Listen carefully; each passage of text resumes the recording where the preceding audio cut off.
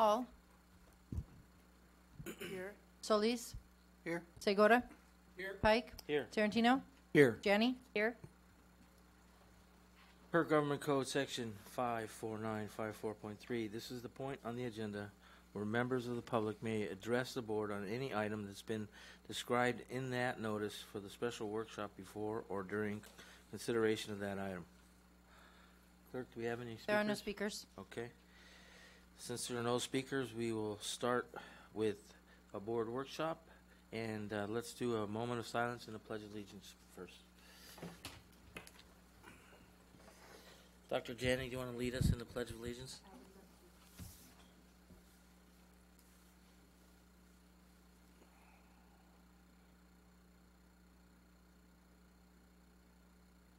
Put your hand over your heart. Ready? Begin. I pledge allegiance to the flag of the United States of America and to the republic for which it stands, one nation, under God, indivisible, with liberty and justice for all. Okay.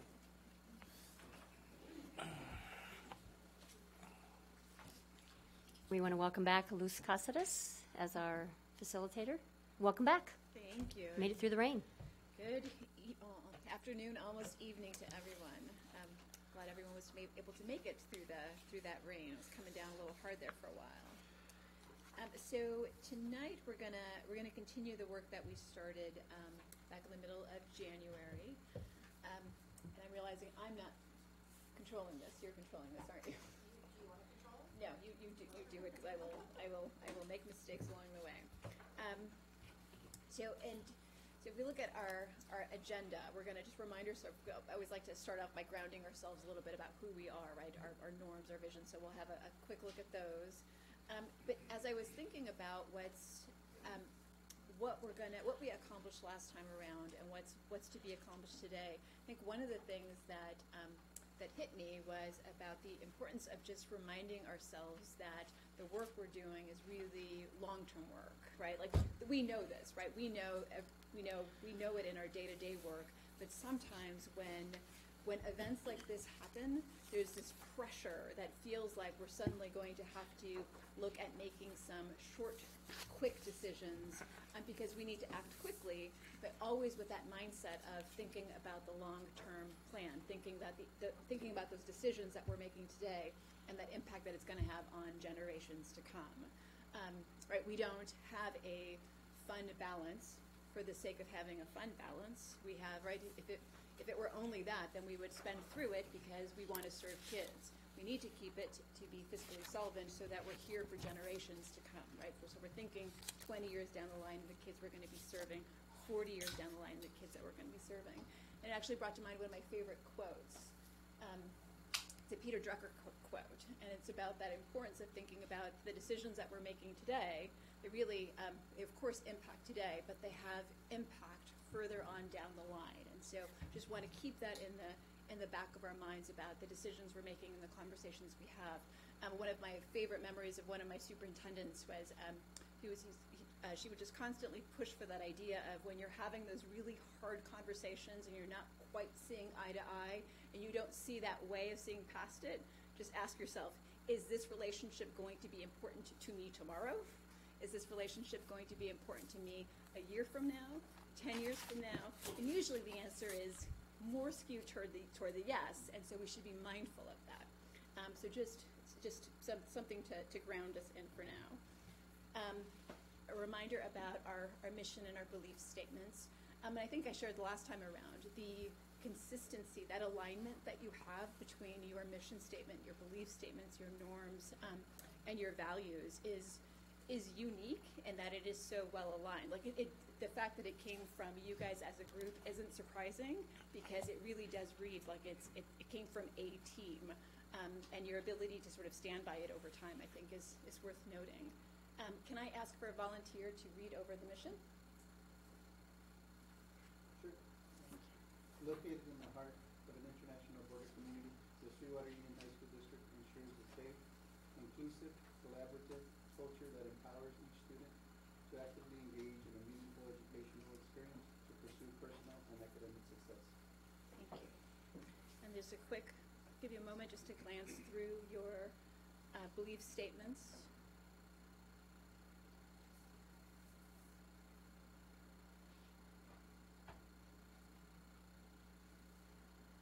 And on the next slide, we have your norms and your core values. Right, that's what makes Sweetwater, Sweetwater.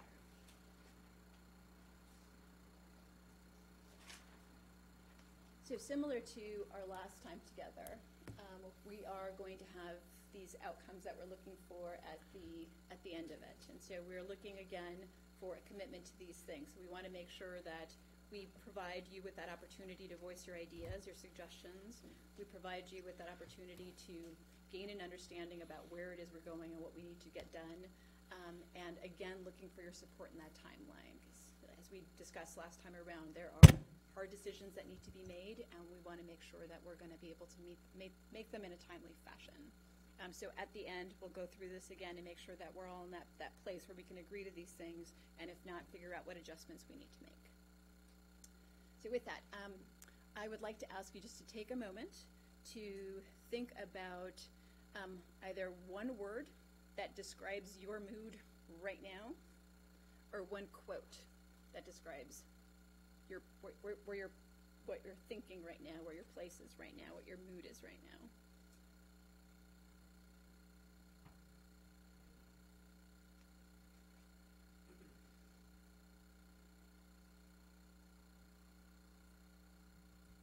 And then when you're ready, just look up and I know you're ready. Are you ready, Paula?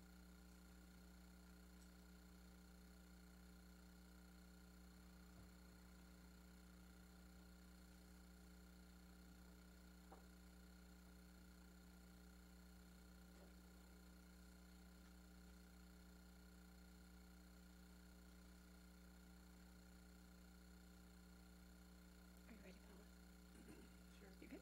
Okay. All right. Who would like to go first? I will. Optimistic. Optimistic.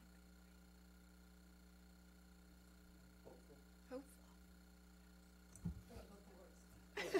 That was my word, hopeful. Hopeful. Uncertain. Uncertain. Determined. So I think you're all clearly in about the same space, which is really, really hopeful and helpful going forward to get some of this work done. And I cannot tell you how much I appreciate that you're bringing forward that acknowledgement, right? That there's definitely some questions and some shaky ground there, but that you're committed to and determined to and hopeful about getting things resolved and moving the district forward for the sake of the kids. So wonderful. Thank you for that. All right, so I'm just going to do a quick recap of where we landed the last time and provide some opportunities for check-ins to see if we're still there, to provide some opportunities to revise and adjust if we need to revise and adjust. So first, this is what we came up with as a board in answer to what does each student need to succeed. And as you recall, it was sort of in three categories of the high, the medium, and low impact.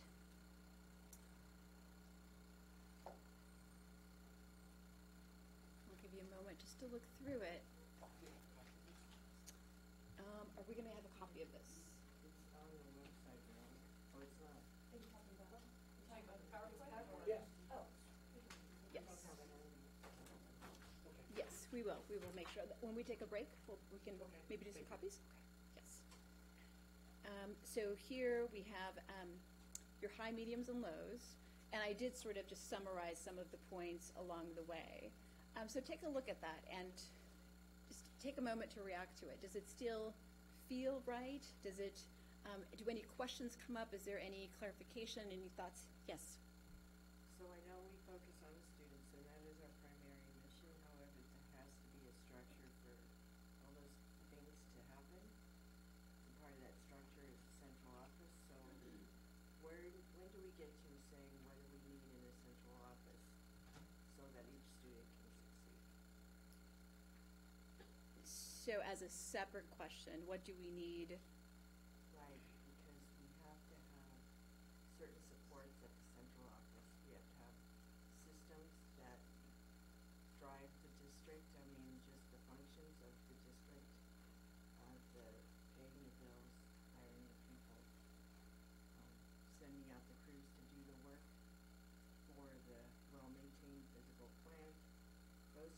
they have to be in place in order for us to be able to have success as a district in delivering what each student needs to succeed. All right, so if I understand you, like this looks one way when we're thinking about the school and what happens at a school. Yeah, this is all schools, yeah. And then it feels and looks a different way when we're thinking about the district office structure that supports those things. So I'm going to look to your fellow board members for their reactions and thoughts to whether it's a different question or whether you see it up there. Say it again. What Paula is mentioning about the district office as opposed to the school site, is that what you're asking for? Or? Yes. So I think and Paula, you correct me if I'm wrong, but I think what Paula's saying is the way this question feels is that it was reading as what does each student need to succeed in school. And so she's feeling like we need a separate question of what does each student need to succeed from the district office. What I mean is, in order to function as an institution, which the district is an institution that provides all these things by running schools and having, there's a system that has to exist at the central office for that whole operationally to succeed. There's operational things that you have to have, and they should also be listed as a priority. We should have to look at those as what's a priority for that in the central office in order to be able to ensure that things at the school are running smoothly, that the staff is where they should be, that you've got the right personnel in place, that you have those people that support safe schools, that support, paying staff, that you support paying the bills right, that you have a good financial position and information that provides that information. That is all part of what we need to look at and discuss as priorities, I believe, at this point in time. As an example, I would say that one of the primary needs we have right now is a robust system for finances and human resources. And we had our staff and experts have been putting together the plan and had been putting it on the agenda twice now to put and that is the system we need. It is an optimum system, and we have to, I think, delaying that action is really putting at risk a lot of things. So I think that's something that we should talk about as a priority, going forward. We have to have a priority on that. I know that there's been push on from some other, maybe from the county to go on a PeopleSoft structure, which I think would be a totally big mistake. I think there's evidence that supports that view. There's been analysis, there's been work to be done. So where do we go to put in structures and the people to ensure that we have the people, that we move in that direction, that we have that's just one example of what some patrol office systems and what we need to set as a priority, because without those kind of framework, we will never get to the point where we have a grasp on what we need with our staffing, with our financials, with all the different things that we have to do to run a district. So those pieces, I think what happens is we focus on the school, and I agree. The first thing is schools. We need to focus every resource we have, and rather than a lot of centralized, certificated staffing, maybe those are at the school, but for the systems to support all the operational sides of the district, we really have to make sure we don't leave that out of the discussion. It often is. It's the last priority, but in this case, I think it has to be one of our primary focuses. That's what I'm saying. Reaction from your peers, thoughts, questions, clarifications. What are you guys thinking? I see what Paula's saying. When I look at this, I look at it as a whole. I think we can, the suggestions that Paula has, we can kind of narrow in on these three as well. But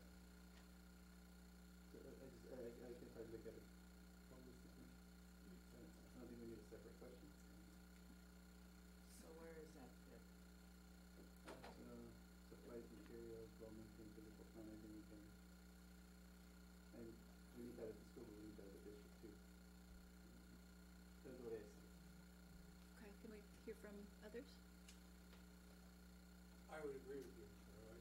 And I'm still trying to process the pushback that we got when we failed to mention teachers specifically, because I see it as enveloping, pardon me?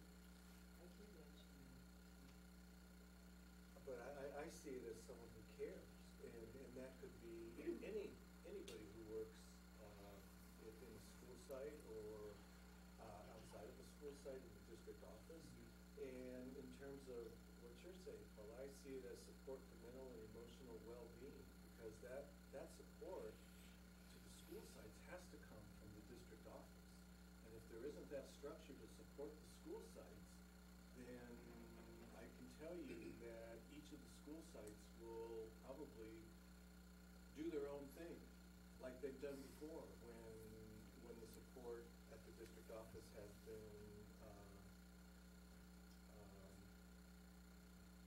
less than what I would consider satisfactory.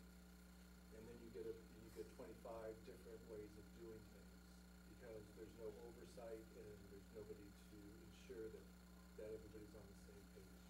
So I see it fitting under support for mental and emotional well-being. I guess maybe because I was so generic in what I responded last time, that I want to make sure that some of the specifics get into what we're talking about. No. I understand what you're saying, and I know exactly. So, yes, when the question was asked, what does each student need to succeed? I think board members were thinking about, yeah, what does each student need to succeed? And that happens mostly at the school sites. But in order for school sites to be successful, what happens at the district office? And one of the major things right now is that we have a dysfunctional system that is not allowing us to give our best support to the school sites.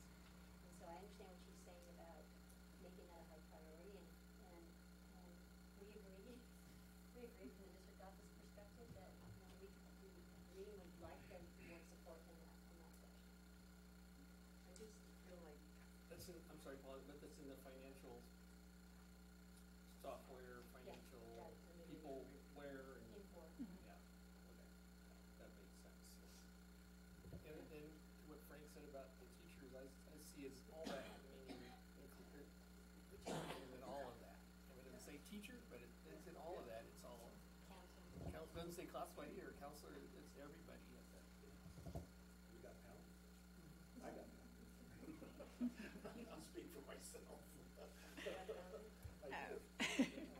No, not, no, it's just in other groups that I, interacted with, the first thing that comes up is, where are the teachers? But, they're not specific, because I think that the teachers, there are other individuals who may not have the academic impact that teachers have on students, but they also have the social emotional impact. And my point of view is, you can't have the academics if you don't have the emotional social needs. Sorry, it's just, maybe it's the counseling, I see it that way. And I don't, sorry, can I speak? Okay, I think that because there isn't a lot of, there are things in the central office that I think that have been instituted since we've been here. A general counsel, we brought in different people for the physical plant needs. We brought in a new CFO and a district architect. Those things are really critical for how we turned around the district and how we protected the district and resolved a lot of past issues. Obviously, in much of these cases have really significantly impacted in a positive way because of the way they resolve things, the financial side of the district. But I think it is different from what the student, it is support, but having that, it is a little bit different So I think I think because we need to bring it in a specific, that we make sure we don't forget about that when we talk about everything. Because that touches every single part of the district. It's like the backbone, as Without it- Jenny might say. Without it, I do think that has been, as this district, what I saw and what I've seen for, in working and talking to the superintendent and trying to ask questions about things and asking for different reports, was to see how the district really was able to react to those things and operate in those things and provide that information. And I could see early on that it really wasn't, it hadn't grown with the district, the way they operated. So I think we've done tremendous work to bring it where it should. We've done some groundwork. We still need to, it still needs to have that support to continue on. And there are definitely things that we need to put in structurally that have to take a priority. Can all of us talk into the microphone, please? The people on YouTube are having trouble. Sorry, forgot. Yeah. So did I. You were otherwise pretty talk really quiet there. Is there anything you'd like Yeah, to I've become a pretty good listener now since I'm wearing my bulletproof vest. So yeah, it's just I know where Frank is coming from, because when we were speaking with the teachers and the union staff, they had all of these up, and you could tell they were looking at them and they were like, "Wait a minute, we got some questions about this, and where are you coming?" So I understand where they're coming from. They're uncertain. They want to know what's going on, and I don't blame them. But I think, like we've discussed, it starts at the school, and I think Dr. Janney's going to give us some information about what it takes to run a school, how much money, and certain aspects of that. And I think those are questions that we're going to be looking to. But the core here is the child, taking care of the kid and the student in the classrooms and making sure they're safe and all the above. And then after that, making sure the district can fortify and help the schools be successful. So I'm gonna take your question and your thought. Obviously, you've heard from your peers their thinking on it. We're gonna actually revisit it a little bit later when we look at sort of spending. I'm sorry. Okay, and so we'll be able to sort of think through a little bit more about that systems piece, because that's what you're talking about. Is sort of are we looking at component by component by component? Sort of what sometimes we think about a system as parts of a whole. Another way to think about systems is that it's a web of relationships, right? It's a bunch of interconnections, and there isn't a way to cut out one piece because they're so interdependent on each other. And so we'll have a chance to sort of think about that a little bit when we look at some of the spending and how we think about some of this spending. So we'll be able to come back to your question. And I made a note to myself so that it's right at the top, so I won't forget to get back to it. So I actually want to think a little bit about that instruction piece. So for your team, who's going to be thinking about revenue enhancements, who's going to think about how to essentially apply these priorities to what we're doing in our operations on our spending side, what we're doing in terms of trying to think about the money coming in. So they will take these, and this is going to be sort of the guiding force that's going to be the list of criteria that they're going to think about as they're thinking about programs and services and positions and resources. And resources, I want to stress, it's not just the teacher we hire and pay for, right? That's not just the way we have use of a resource. It's what the teacher is doing and how the teacher approaches the work, right? All of that is a resource. It's not just the position, it's that time of that position and what capacity you're looking for in that position. All of those things play into it.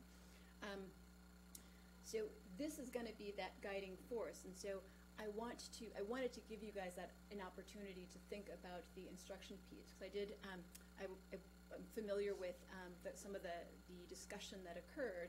And my question to you is, do you feel does this need an adjustment? Is it something that you've explicitly let folks know your intention is and your understanding of it is that it's complete?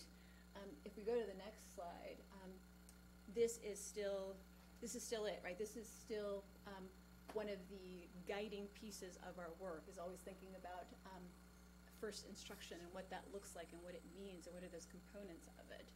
So my question to you, if you go back to the previous slide, is there an adjustment you think we need to meet? Actually, if you go back one more, is there an adjustment that we should make here? Is there something you just want to let staff know explicitly so that we're all on the same page and so that everyone has that opportunity to walk away with that understanding of what this means, particularly with that column on the high side, high impact? Yes, sir. I think we need a footnote that explains what we mean by that it's an all-encompassing, because most of the people in our organization are not going to be listening to this, or they're just going to see this. And it's come up enough times that I think it's significant that we need a footnote somehow. I wouldn't add anything, but I think we just need a footnote clarifying what our perspective is in terms of those bullet statements. Thoughts, reactions?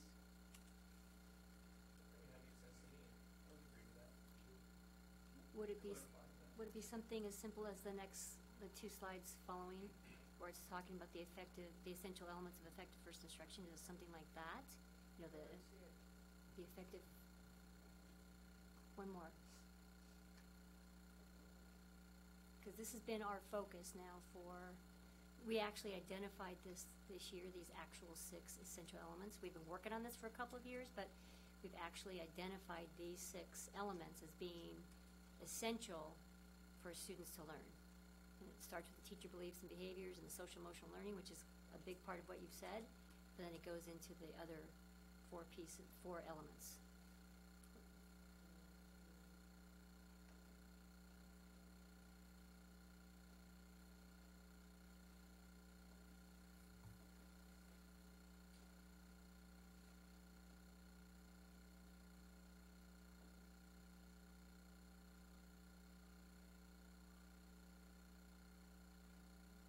Or what do you mean by footnote? Well, I think it needs to be in black and white. I don't know how. I don't know if there's room for interpretation on this. I don't see maps very well, so so I have a handicap there.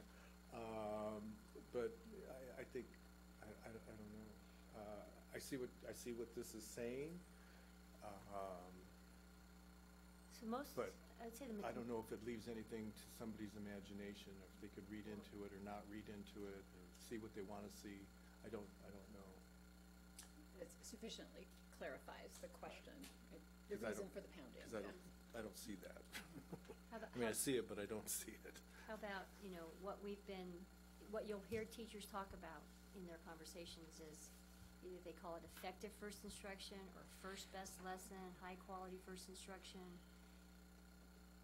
Could it be something like that? Would that be the footnote?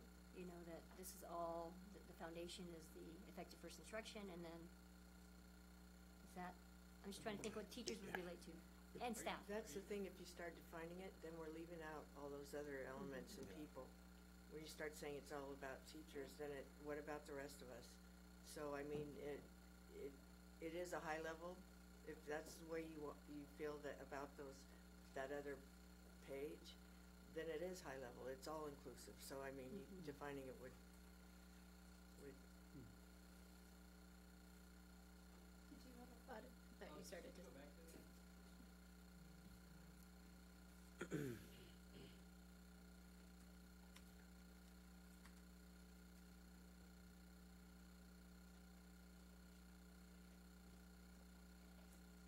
I see what Frank is saying, because you just look at that.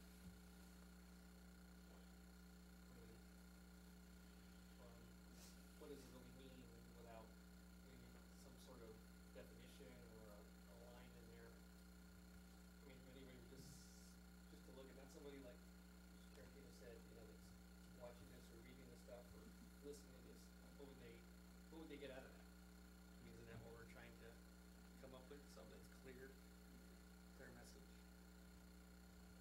Just looking at that. Yeah, and I think we've got a couple of ideas on the table. One, a footnote that sort of explicitly declares that this is intended to be all encompassing. And then there was a question about whether that would include or should be a direct reference to the. If we go back to our mission, could it be something as simple as personal and academic success? The last piece, pursue, personal and academic success. Could that be high enough level? Personal and academic success. Which is the mission, the last. To pursue personal academic.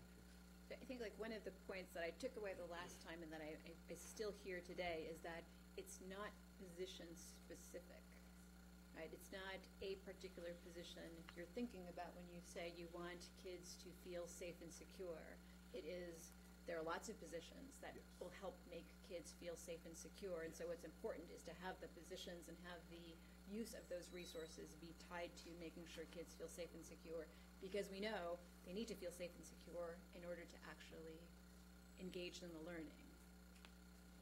So is that fair that it's not position specific? Yes. One I think- yes. Fine. Just the idea that this is not intended to be specific to a particular position. Which I think was that reaction that we heard about if we start naming teachers, do we then have to start naming off the counselors? And Right. Yeah, that makes Could sense. you say something, where it just encompasses like all educators or all, I don't wanna say people, but all Staff.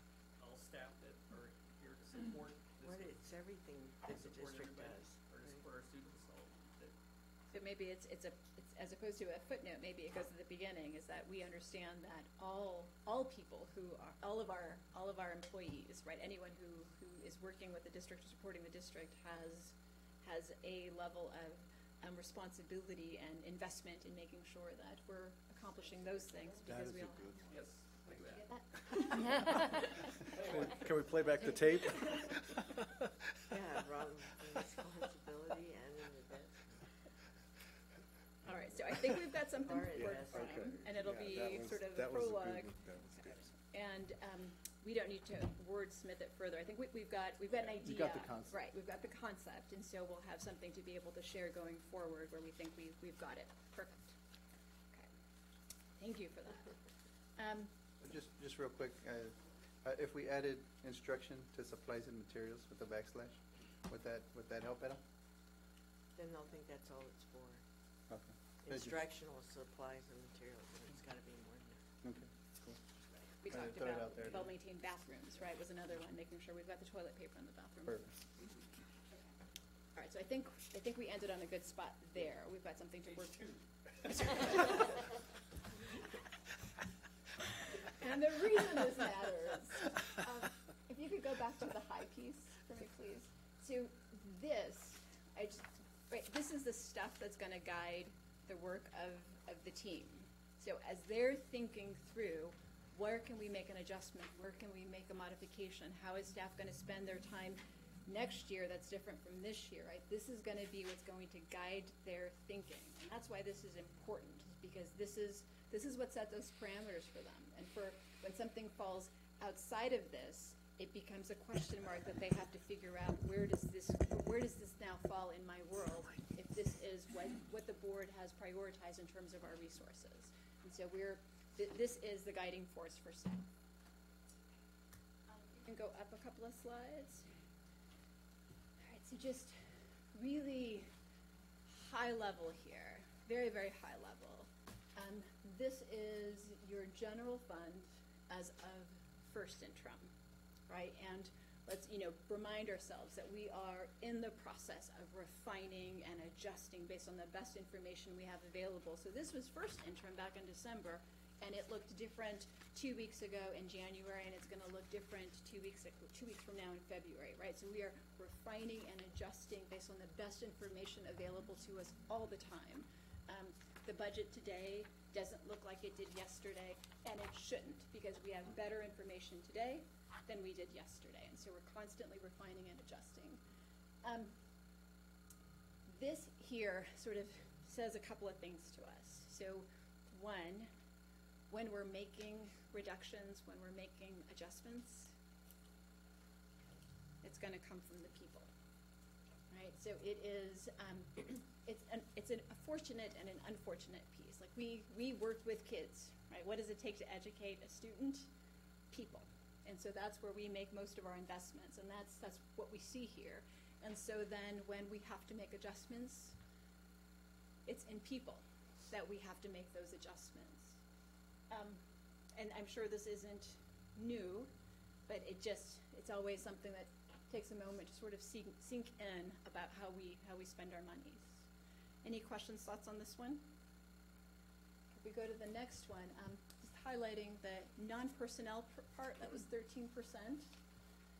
Here is how that non-personnel side is spent, looking at just big items, just big clumps of money. And to the point that Paula made earlier, there are some things that are unavoidable. All right, so if we look down this list, something like insurance may not be very exciting, may not feel like it's directly tied to the outcome of a student, right? Insurance isn't going to change the trajectory of a kid's life, but it's a have to. It's an unavoidable, right? It's a part of that system that we have to have in place in order to have a system in place. Similarly, things like utilities. We've got to have the lights on. We've got to have the heat. We have to have the AC. Professional development, I'll just call out, is at the very tip top. That's often one that gets folks' attention pretty early on. I think it starts to feel like a luxury when you're making spending reductions. So I'm just going to say two things. So one, look at the size of it. Right, that's pretty small. And two, and this is me on a soapbox, this is my bias, I readily own it and admit it. I strongly believe, I strongly feel, when times are tough, when times are hard, I need my smart people to be smarter. And pulling them back and not letting them have those opportunities to grow professionally doesn't always feel to me like it's in the best interest of an organization. There's something about professional development in school systems where it becomes a symbolic cut. And so I would urge you just to think really hard about what it is we're symbolically showing by not doing some professional growth or not allowing for some of that professional development. There's ways that can look different ways. Right? Say again? Professional development takes there's different approaches to that. It's not all one thing or, one way. Right? Yes. So not all of them are trips to Aruba or Hawaii. Most of them are like to Sacramento. Some of them are things like an online course versus some of them are like I get that. I just want to make sure we put that out. Yeah. Did you have something else in mind, like a specific example? Well, we have departments that are devoted to professional development, and in a time when we have, staff is our biggest cost, right? So we have to look at that differently sometimes. Right. So whether it's internal or external, other ways that it ends up looking are things like do we send 20 people to a type of professional development, or do we send 5 and they come back and become trainers for other staff, right? There's different ways of accomplishing it, absolutely. Professional services and supplies, they're at the bottom. Those are usually the ones that get the most attention. Professional services in particular, those become places where we think we can go in and we can make some deep cuts. Can you define what that? Give me an example. I don't know what that. For professional services? Yes. Yes. Contracted nurses and ACEs contracts, and contracts for speech language pathologists or other things that you don't have in your system but you have a demand for because of whatever. Yes, those are examples, absolutely. Other examples might include things like non-public schools. When we pay to have when we can't serve a student properly here, and so, or appropriately here, and so we we send them to another entity for their educational services. NPAs, non-public agencies as well, for similar services where we can't provide them here, and so we have someone else do it. I'll note that of the 16 million there, just over 6 million alone is specifically for special education. Sometimes what happens when folks hear professional services, they translate that to consultants, and it's not. It's a whole bunch of other things, like special education, the examples that you gave. Those are all very common examples of what are some of the things we would pay for under professional services. Let's see. So when staff are looking at the spending piece, those are the guiding forces that they're going to have, right? The high impact items. And I want to walk you through one example, and it's an example of sort of that system-wide piece that Paula was thinking about, of why it matters, right? How it can impact the work that has to be done. And so one of the pieces we know, obviously, is, if you go to the next slide, right? The way we receive our funding is based on attendance, right? So we spend money based on enrollment, that top line. We generate revenue based on attendance, and that's that bottom line, right? So we spend money on the 25 kindergartners we assume we're going to have in a classroom, but we generate revenue based on the 21 that show up on any given day, right? And so it's important to keep that difference in mind, because we make money one way, we spend money another way. That gap there that you see is one that school districts very often focus on closing to the greatest extent possible. And I will note, you do not want to close it completely, because you're always going to have sick kids, and when they're sick, you don't want them to come to school, right? They'll then get everybody else sick, and it'll be like a preschool.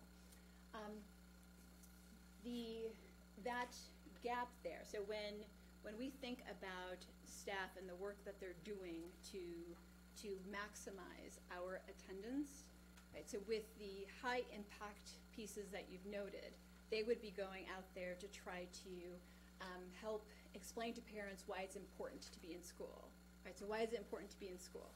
Is it because we want to generate ADA and increase our revenue? Or is it because it's where teaching and learning is happening, right? And we chuckle about that, but there are times when school districts will go that route of, hey, it's called drive-by attendance. If you just come by at this time, we can take attendance and count you in, and then never mind what you do with the rest of your day, right? So that your guidance on that high impact stuff will help staff see what is the way that we want to go about improving attendance. I was sharing with Dr. Janney earlier today, there's an organization called Attendance Works. It's a nonprofit. They're on a national mission to eliminate chronic absenteeism, and they have these wonderful resources in multiple languages. They've got these great posters, and it's all free. And sometimes free means not great. Not with Attendance Works. This is free stuff, and it's good stuff, and it's in multiple languages, and you can take it as they've provided, or you can take it and tweak it and add your logo to it. And so it's really some great resources on how to go about improving attendance. What was it called again? Attendance Works. And I promised Dr. Janney, they just released some new online tutorials that are directed at instructional leaders, so principals. I'm going to look at them myself to see what I think of them, and if I think they're good, they're good quality stuff, and I imagine they will be.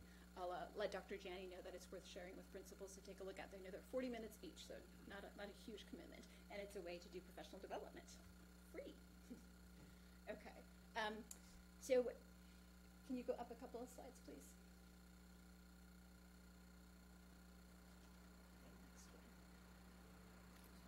So when we think about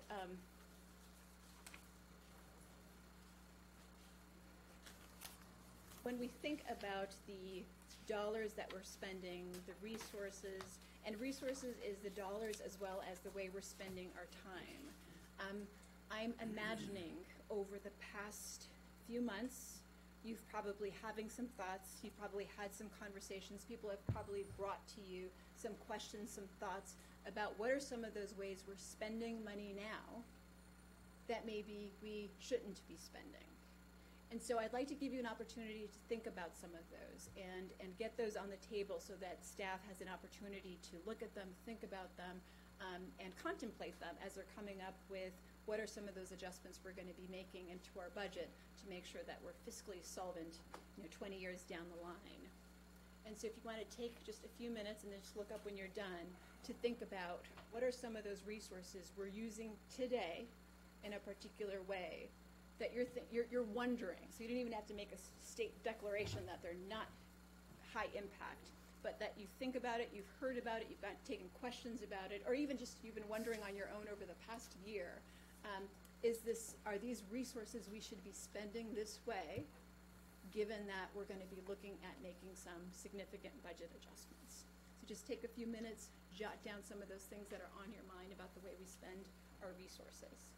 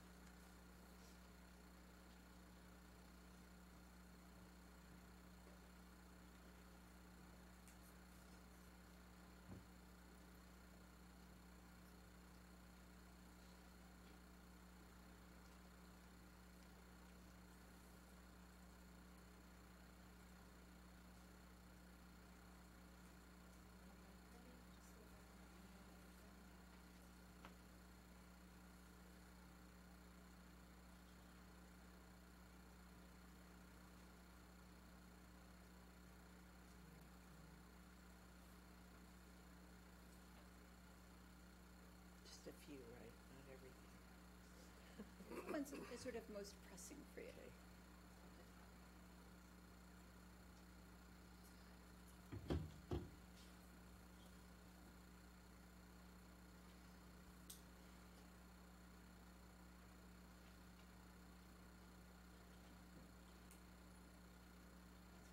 start sharing some of them. And you're welcome to just keep writing it if others come to your mind as you hear some come up. And let's just do sort of popcorn shares, maybe one at a time, one that's on your list. One-to-one initiative? One to one. That's top of my list too. So I'm seeing some nodding here. Do you so want maybe- do you want check marks if they were on our list? Why don't we do that? That One, was- two, anybody else? Me too. I didn't know, I kind of wanted to know if the testing that we do, if that's, I don't know if the cost of that, or if we do too much testing and kind of that sort of route. I'll take a check on that one too. Check on that one as well.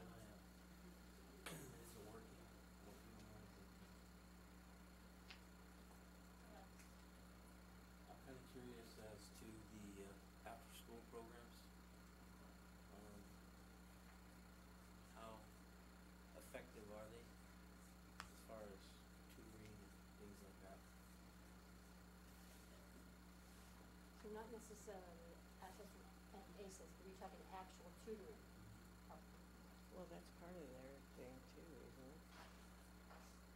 Don't they do tutoring? Sometimes. ACES?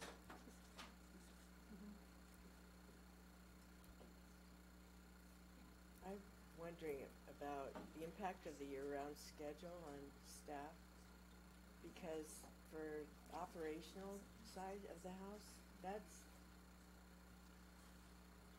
especially like finance and things, it's trying to do two jobs in a very tremendous, hard impact in a really shortened time, and I think that could be costly in the way it stresses staff and the mistakes that could be made, or even just not really providing the time needed to do that analysis in a way that it was originally, set out to do. Multiple grading systems?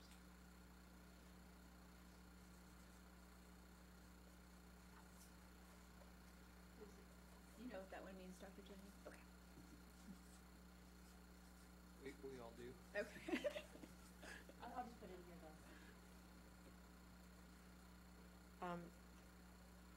I wonder about our nutrition services and the business model they run that by.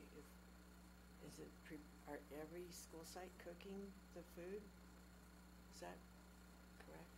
Does every school site cook the food for their meals, or is it done? I don't know that, but I think big picture your question, we can note about the Yeah. sort of the follow-up piece of it of figuring it out, right? That question has come up Right, I think in your our subcommittee meetings. your nutrition services fund, I think, is one of those funds that requires a contribution, right? It's not self-sustaining yet. I haven't heard from you. Alternative education. I don't think it's been looked at in years, and I'm not saying that it's not effective, but the fact that there's two different calendars, that the learning centers have more days versus less days, they're not on the traditional school calendar, as opposed to, they have their own calendar, and we have, the 7-12 system has their own calendar. I hear a lot about transportation. The fact that, people see buses with 2 kids on them, but I instinctively know that that's probably a special case, and it's not the run-of-the-mill things, but I had that one too. So transportation Mhm. is, and then my last one was lawsuits. lawsuits. So Settlement. one other check for transportation, is that Yes. just one? Two. Two. They're all good. I would check them all, but I didn't write them. I said haven't seen this lawsuits, happen at yes. any point where someone says no. Those for special ed and also those for general ed. I wonder about the staff time for a lot of supplemental meetings that aren't really necessary, but Supplementals? yeah, for like advisory committees and things like that. That's a cost. Time spent I think they get on paid. supplemental meetings like advisory. but. And so when we think about resources, it's not just the dollar we spend, but how that person spends their time. That's, Okay. so supplemental meetings, one example was advisory. Are there others that are at the top of your, top of head, or top of mind about? Well, no, I mean, just yeah, it is the time of staff to prepare to do, it's maybe not there's a lot of costs that are hidden costs, you can't really, you know. I was gonna say, the number of APs on sites. Assistant principals or, Yes. okay. You have 2 APs. What's the other one? The AP, advanced placement. Oh, okay. The number of sections. I never had to worry about that.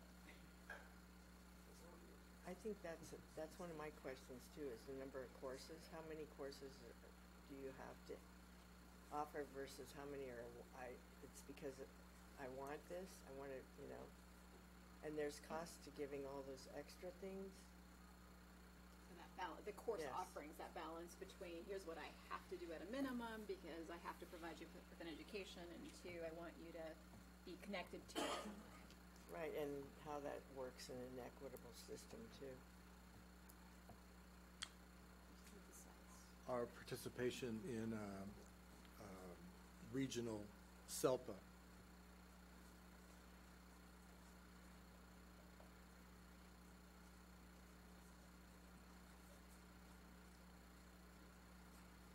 Do you want to say a little bit more about that? Well, my understanding is we're in part of SELPA with all of our feeder districts, and most of the services that are garnished from that SELPA go to the elementary districts as opposed to what we're getting out of it. And it may be more cost effective to maybe take a look at that if And other options. other options. Yeah. I don't know how to state this, it's a central district, like one, not multiple sites, but just, I don't know, fragmentation, I don't know how to put it. Like this site and L Street. Oh, yeah, Oh. yeah. Central District Office. Moss Street, Moss Street, yeah. L Street, Fifth Avenue. Yeah. Multiple district office locations. Oh, no, a lot of that most districts have, you know what I mean? Couple of different, yeah. We should be moving to L Street. I agree. Kevin, anything? No, and I didn't talk. I'm sorry, I did talk into the. There was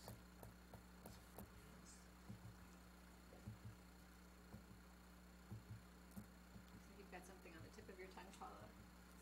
Yeah, I was thinking of it, but, oh yeah, if we were financially independent, which I know is not gonna happen right now, but once we have a system that's really cohesive and we have the systems in place, I think that would cut down a lot of our, cost in time and effort, and also what we pay to the county for things, so.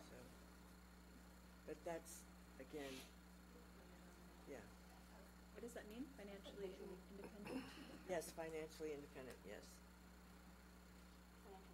I believe we can achieve that, Being offline district, okay. yes. District office staffing.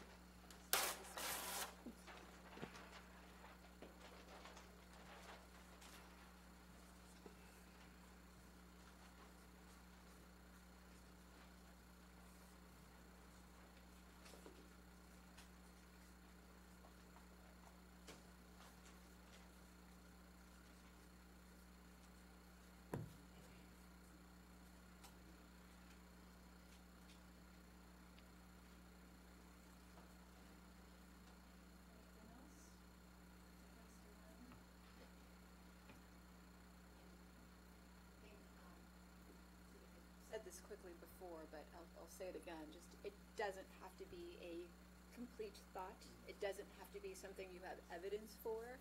It's it's just that question in your mind. Either someone asked you about it and you didn't have an answer, something you've been wondering about, or you remembered about a board presentation, or you remembered about a conversation, and you're wondering about, does this program, does this service, does this whatever it is, meet that high impact criteria? So again, you don't have to know that the answer is it doesn't meet it. It's just something that's on your mind.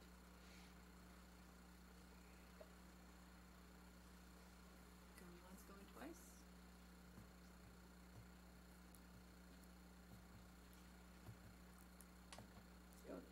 Right. All right. I know something I would like to know is that if we had like a magnet programs that were truly magnet programs, could that be a savings in some ways? Or could, how do you model that to where it really works as a magnet and it is cost effective? Do we have magnet programs? We do have magnet. Okay. All right. Now I think it's sold. Yeah? Okay. And obviously, this isn't set in stone, and so if something comes to mind later, just let us know, and we'll keep the list going so we have those things that are on your minds. All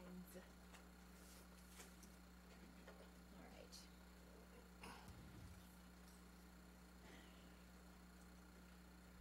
So I think Dr. Gianni, I'm going to ask you first. So is there anything on this list that for you requires additional question or clarification? Does it all make sense? Okay. So with this, this is really helpful for the team to just sort of have those ideas in mind of what are some of those things you might be wondering. Now, they're obviously going to they're looking through the entirety of the budget, right? They're looking at all of the revenues, all of the spending, all of those contributions. And so as they get to some of these pieces, it's helpful for them to know that these are some of the things that are on your mind so that they can directly answer to them so that they don't have to be on your mind and we can get those questions answered. All right. Next one. The other big question that we had last time we met was about what other information you need as a board member to be able to make the decisions that you have to make about how we prioritize our resources. Since then, you've received lots of information, and we're going to do this in a couple of pieces. So I'm going to skip around here a little bit. But I'm going to go over some of them, and then I'm going to invite Jenny to come up and go over some of those financial pieces in detail. So if you look at the stakeholder piece, right, so we talked there about the need to be able to hear input from stakeholders, and we talked about staff, students, families, and community members. And there's a few things happening. So one, we had the meeting with our labor partners, and I think you've got the notes from that. And there was two of you, I think, participated in that conversation. Dr. Gianni shared with me is it called the collaboration letter that you guys have done before, and you're going to be doing another one. I've worked with school districts in 3 different states. I've never seen that before. I think, like, for me, like, that's one of those things that makes Sweetwater special. Like, that is not something I've seen before that way. So you can be very proud of yourselves for having folks who are so invested in what we do for kids that they're willing to put, not just the words out of our mouths, but put it down on paper and sign off on it and say, here you go, county, this is who we are. So good for you. I'm going to use that as an example for other school districts on what they can aspire to.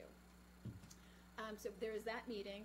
You've got other meetings planned for maybe end of February, maybe March, that are, I think we're going to have a combo. So it's the trustee area stakeholder meetings, and they're going to be combined with the LCAP update meetings that you'll be having. And so dual purpose there for those gatherings. And there is a Google form that's going to be placed on your website to allow for community members to have an opportunity to submit questions, submit comments, submit ideas. And so it's another way of engaging the community in the process. And So those are all the things that are happening on the stakeholder input piece. I'm going to skip the financial one for a moment. On the program data piece, so that one's a work in progress, right? So there's nothing that you have right now to look at. There is your research evaluation and accountability team has been working on some ideas on how they can sort of just get to that information on a regular basis. And so it's something that the board and the team would have regular access to figure out what are those adjustments we're going to make. So I think there's nothing now to look at, but it is something that the team is working on and has prioritized. With regards to relevant parameters, that was the ed codes, the collective bargaining agreement questions. There was a memo you were provided with from legal counsel that sort of spelled out some of those major requirements to sort of have on your mind as we're going through the process.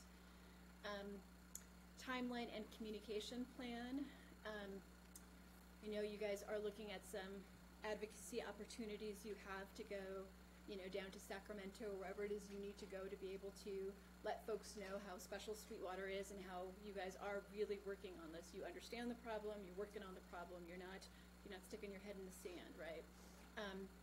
And you also had a memo about the communication plan for 2019, which spelled out some of those specific steps that your communications team is taking to make sure that folks know all of the good work that continues to happen. Sometimes that gets lost on folks, right? We sort of focus on these fixes that we have to put in place, and we forget while these fixes are happening, we're still doing all of the work that we're supposed to be doing, right? That doesn't get put on pause or on hold or on delay. It's this, all of this happens in parallel. Let's see. Did you get cold? Yeah, the AC kicked on all of a sudden.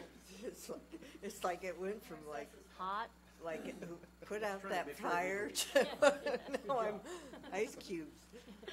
But maybe I'm sitting under the fan. could be. So those are all the pieces other than the financial piece. And then you got lots of financial information as well. And so you've got some financial information that's specific about the LCAP. You got some specific information about some of our major federal funding resources, our titles. And you also received some information about what some of our schools look like. So I think you got two samples, a large Title I school and a smaller non-Title I school. Or the other way. The other way, yeah, okay. Yeah. Close. Almost, I got 50% of it right. So you have these two samples to just start looking at. So I'd like to do a couple of things. So, right, and this was a lot of information that came to you, so we understand that. So, one, did everyone have a chance to look this over before today, or do you need a little bit of time to look it over? So these two, they just got right now. The two that Jenny might need to walk them through. The Yeah. other ones, So why don't, I haven't been able to get into my email to look at anything, so. I think, so okay. she, Check the LCAP. so she then put everything on everyone's desk. She put packet for everybody. This is everything, the Yeah. LCAP? Yeah. Okay. so this one has got it all stapled together. So it's like multiple memos. This one. Yes. Yeah. So it's like Thank 4 you. memos, yeah. That's the one. So why don't we do this? We're going to give you just a few minutes just to look it over, familiarize yourself with it. If any questions come up on it, do jot them down. And then I'm going to invite Jenny to come up and walk you through some of the materials, take some of those clarifying questions from you, so that you have a chance to really digest the information that's been provided, because we do know it was a bit.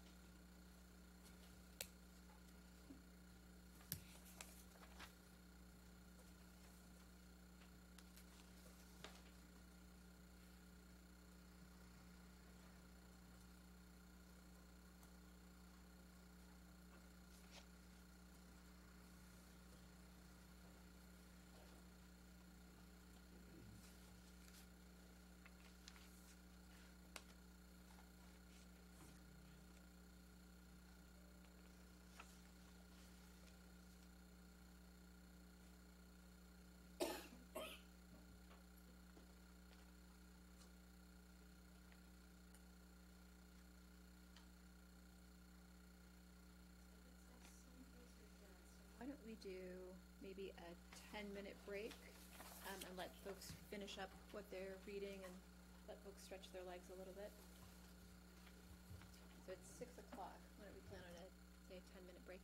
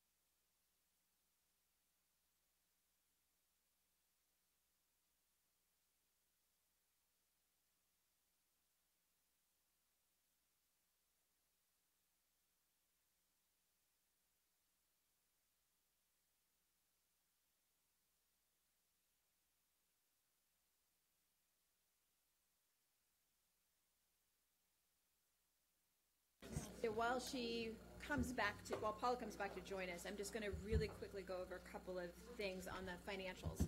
So one of the things that was requested was updates on cash flow, and there's nothing on cash in your handouts. Cash, you were updated on cash, was it at first interim, and then I'm not sure if the budget update had a piece in there about it, but one of the things the team can work on is just having cash be a part of every presentation when finances are presented, so you know where we are. So second interim, right? Cash can be a part of that conversation. So cash is already included in second interim. It can be an active part of that discussion of this is where we are with cash today, and that can continue, right, for every major reporting period. The second one was updated account finances, and that was, you got an update January 28th about the governor's proposed budget, and so that was one of those updates. And those will just sort of keep coming, right? So at second interim, you'll have another update. Third interim, you'll have another update. The May revise, you'll have another update. And so those will all be opportunities where you'll have the best information available about what's happening in the budget. And again, there wasn't anything specific in your handouts about those, but I didn't want to let those slip because those were specific requests. And I just want to be mindful that those are coming to you in different ways. All right, so with that, now that you've had a chance to look over those documents, and I really appreciate that you guys were in there digging through, lining stuff up, and asking questions. I'd like you you're probably going to have lots of questions, and if possible, I'd like for you to think about your questions sort of two different ways. So Jenny's going to come up and walk you through the documents. If you have clarifying questions, right, the sort of questions of, I need to ask this to understand what I'm looking at or what it means, please ask those of Jenny to walk you through the documents to make sure you understand what it is you need. A separate question that we're going to go over is, essentially, now that you have all of this information, what else? What else do you need to be able to make those really important decisions you're going to be making in February? If you could hold on to those, just jot them down, hold them, and then we'll have an opportunity to think about, and what else? What else do I need to be able to make the decisions that I'm going to be making in March? Okay, so with that, I'd like to ask Jenny to come on up.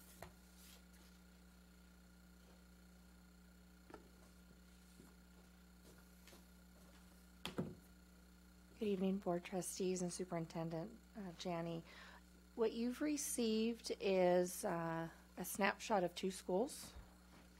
One of them is a large non-Title I school with an assumption of at second semester enrollment of about 2,800 students. And that is Eastlake High School. And then you have another report. It's with a school that is a much smaller high school, and it is a Title I school with about a little over 1,600 student enrollment for second semester. So that would be Southwest High. So if we start with Eastlake High School. So I think, as was mentioned earlier in some comments, there are some system limitations with TrueCourse in the financial system. So what we're doing in the finance team is putting together some standard reports based on our audiences and given some requests from the board as an example, and also for our schools and departments so individuals can look at this information and make decisions. So what you have here is basically a data extract, because we don't have those type of reporting functionalities within TrueCourse. We have been working through this, again, manual. I think you've heard me say that, in Excel. And so what is presented here is the school information by resource. So I think we had received a question at the prior workshop about various funding sources or various revenue sources that come in for the school. So what you see in that first column is what we in finance, driven by the parameters of the state, is known as a resource code. And then you have that description beside that of the name. So the 4 zeros is unrestricted. That is the LCFF dollars that come into the district. It is also complemented by the next grouping there, which is the 0900, which is the LCFF supplemental and concentration. So again, these dollars, so kind of just starting with those, kind of categorizing it under LCFF. As you can see then to the right are the object name.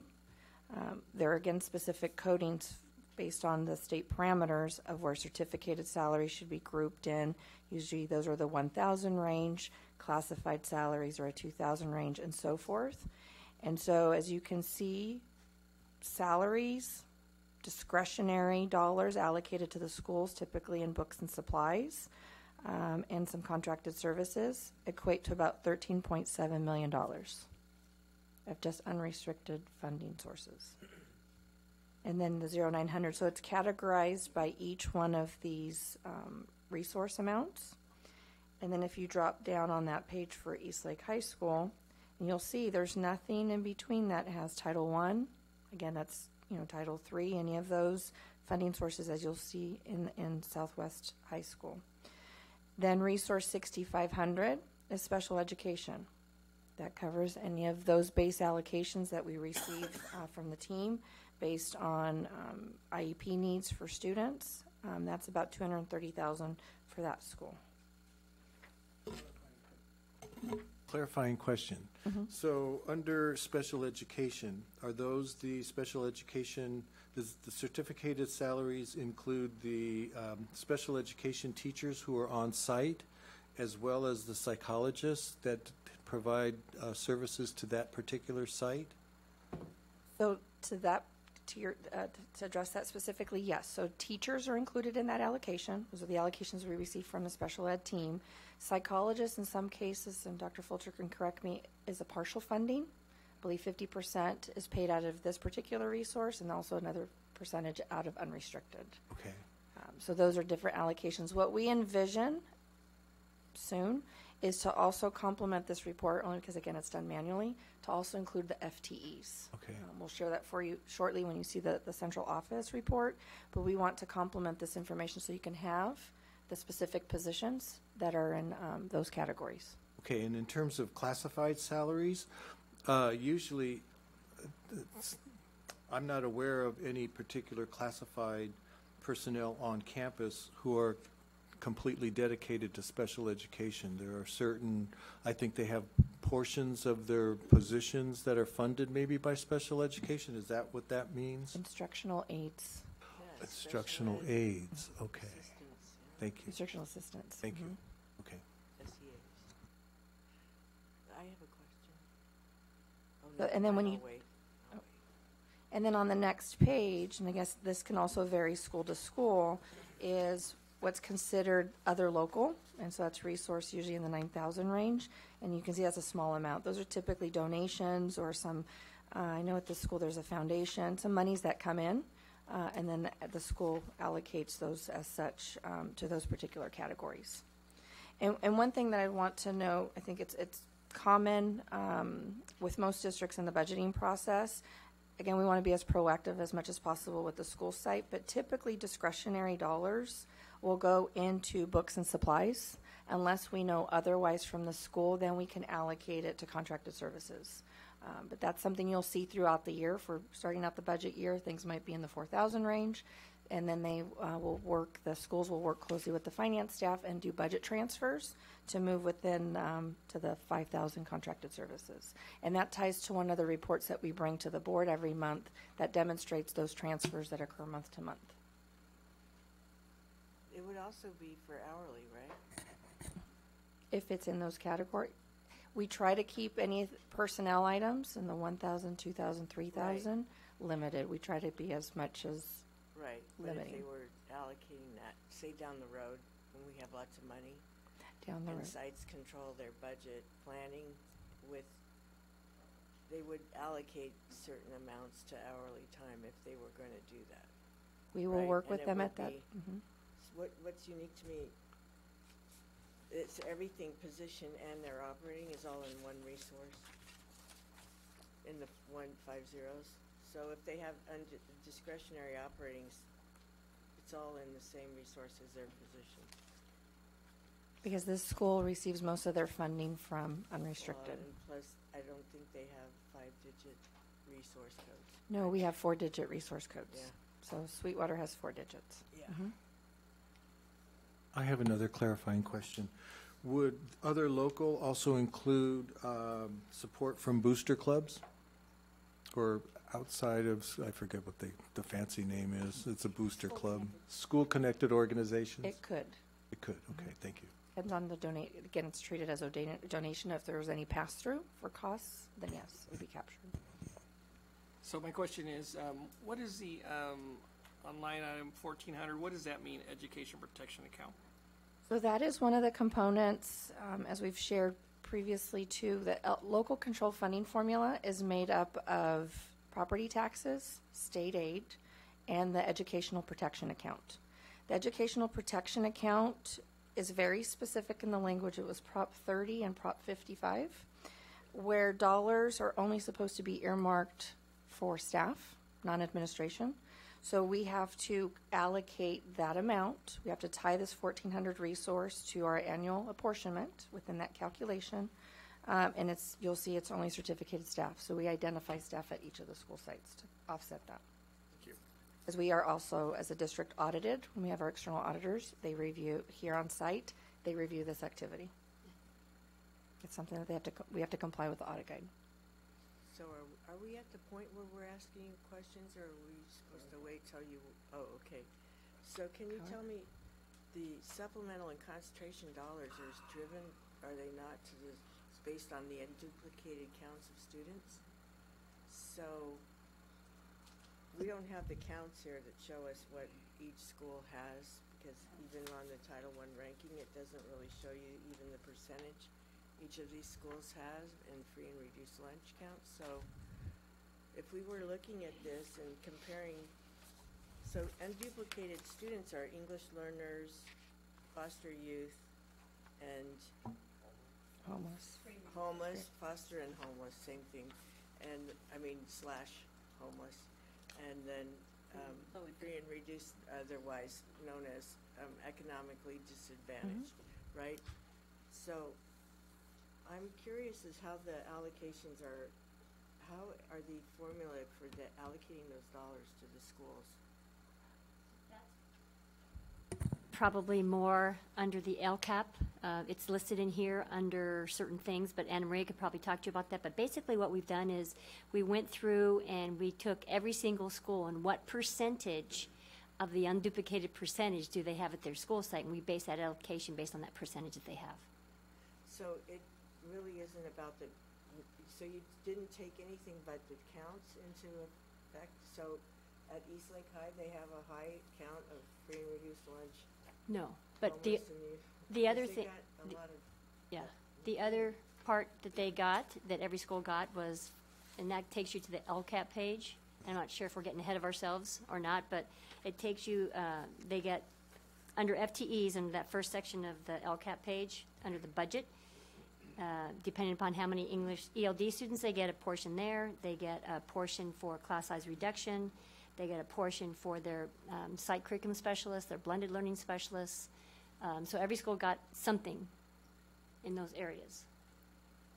I think going forward, as we work with the curriculum office, especially for 1920's budget, we're going to detail some of that because we want to have supplemental reports that tie to the basis of the methodology for each of these items. But that's the fundamental kind of allocation, but we will have that where there's a summary. Same thing with Title I and all the other funding sources.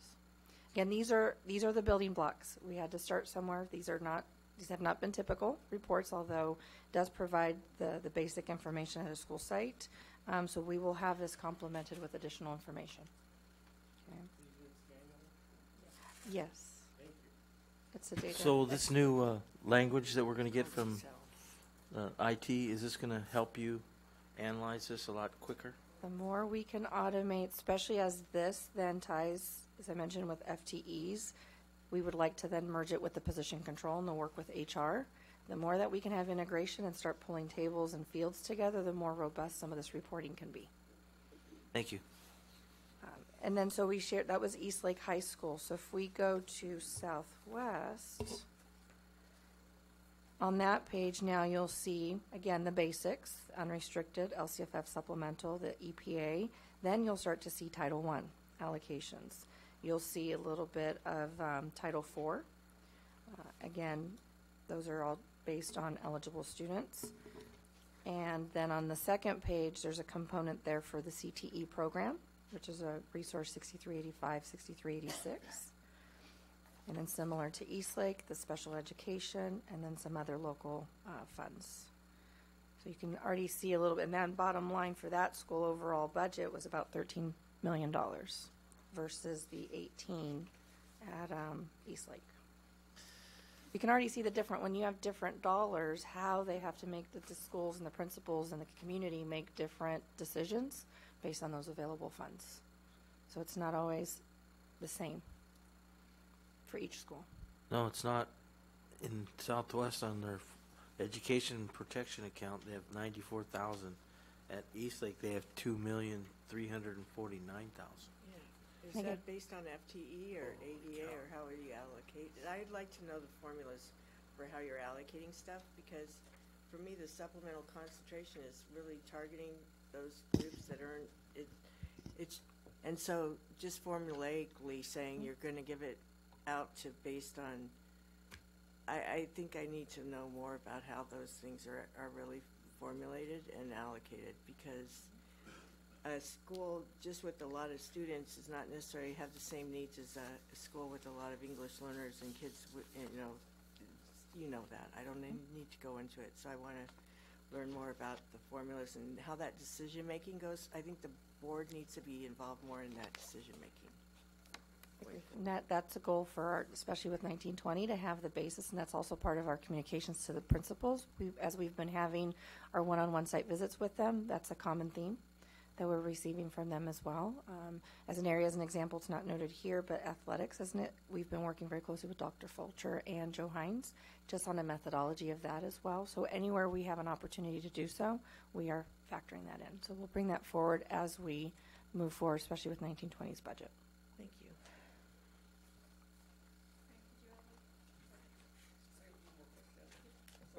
Under the special ed, that's the whole cost of special ed for that site? As to what is allocated for the allocations for that site, It's the budget. what's budgeted. Do you have special education positions that are budgeted centrally that might be serving that site as well? We do have some, but there is that you'll see on the central office report. By when you see 6,500 resource, you'll see that component there, central office. This was just the school itself. So these are direct services, staff members, providing those services. Any other clarifying questions on these two? And so these, I did not realize were done manually. Excel. Mm-hmm. Wow. And I mentioned This is earlier. pause, round. That's a lot. And so is the board going to be receiving similar reports for other school sites? We just started with the comparison because that was the ask about a large non-Title I versus a smaller Title I school, but we can provide all reports for all schools. So given the time and energy and effort that the fiscal team has put into developing these, does this feel right? Does it seem like it's what you need? Obviously, we want them to use their time well, and so if this is helpful, then I'm sure they would be happy to continue. We understand there's a lot of pressure. Yeah, I mean, it's very helpful, but I know they have a lot of other responsibilities. We trust them to put it in queue. Yes, yes. That inbox is tall. Okay. I think it is really helpful because you can, this is information on how the money is spent, right? And the FTE piece will be key in tying it to this, because really FTE is the dollars may vary from school to school also because people can vary in their costs. You might be a step ahead of me in salary, or you might have a different health plan that costs those costs. And I think what Dr. Sakeld is working towards is the average, planning with the average, so that everybody is on the same page with that, and the actuals are managed as to that average. It's one of the, but it's clearly, this is something that you couldn't easily get before, so it's nice to see that you know, you brought staff along to do that, so thank you. And I'd just like to stress too, because it is, we're building models, so that way we can replicate that across the board. And it is, you know, that building part. So the other one? Okay, so then you also received another document. It's the central office staffing budget by department and resource. I know this is one of the requests from the board as well. And this was also prepared manually, but it was because we have another system as it relates to payroll, because again, it's those different systems talking with each other once we have everything integrated with HR, finance, and the payroll system. With the county, this was extracted from that system, from PeopleSoft, and us comparing it to what was in the budget. And so you've got this information by department name, the position, so we can kind of look down, maybe looking, because I know alternative ed came up earlier. This middle of that first page, you can see the different positions. Unfortunately, this on the resource, it says 10 because of the formatting. It collapsed it. So that's really the 4 zeros for unrestricted, but you have the resource name. And then to the right, you see the number of FTEs. So for a total of 4 under the alternative ed office, with the corresponding salary, a percentage of benefits, which has the health care and also the statutories, for a grand total, for basically from a total comp standpoint. So you have that for each of the departments. And that resource column, both resource number and name, provides you the source of whether it's restricted funding or unrestricted funding. Clarifying question. I think I'm aware of a teacher on special assignment in the alternative ed office, and yet I don't see that person. The other thing is that in our CTE program, I believe that there's a counselor on special assignment, and I don't see that person noted. Are the teachers on special assignment put in a different place, or should they be under that category? So it might be in a different place. So for example, let me look and see if the one you're referring to in alt ed might be under independent study. Look under independent study, it might be under there. There's the counselor. Okay. And then the other one's under state and federal programs. You mean in alt ed? No, for the one that was in college and career, not CTE, is under state and federal because the funding is added. Okay, right, thank you. That answers my question. Thank So you. these tie to the what we call the PARS, or personal action request form. So where that is mapped to, what department, which funding source. So we spend a lot of time working with our programs and the staff just to make sure that we've got that set up correctly. Okay. And so, just for clarification, this is as of December 31st. Correct. So again, we needed a point in time. We know that there have been some retirements. We're working through position reviews and so forth, vacancies. So that will be updated. Right, so some of those people who may have left in December may still be on this list. But it would be a position because the position exists within that department until further action is taken. So if there were to be a elimination, or we would bring forward that to the board, or if there's changes. So this, in essence, are the positions that we should have in the budget. Again, another manual process that we've been working over the last few months to ensure that where we're at with 1819, because that's been an area of opportunity for the district, is enhancing the position control as we then move forward to 1920, so that we can crosswalk this information also with our principals and our department managers. So all of state and federal programs is an unrestricted funding? All the positions, pretty much? No, not all of them. What page are you on, Paula? It's on page 8. I see now some of them are in LCFF. It's also with state and federal, any positions administratively, we have to ensure that we stay within that 15% amount. There's a requirement of 85% versus 15% for admin. So that's where the positions are now, if you want. So they're in Title I, under the LCFF, General Fund. Right, I see the unrestricted, but I don't see Title I in any of that. If you look Right at above. On the above? 117, Okay, so there's an admin assistant and a community. Yeah, so this is the restricted piece, and that's the I got a unrestricted. lot of positions. And we also have it out of Title IV in that same Okay, department. thank you.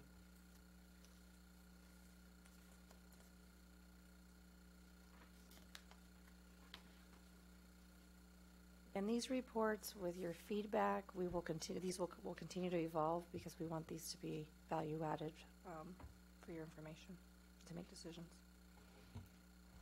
Any other clarifying questions on this one? And so this is strictly staffing, right, Jenny? Just staff costs within the central office. Mhm.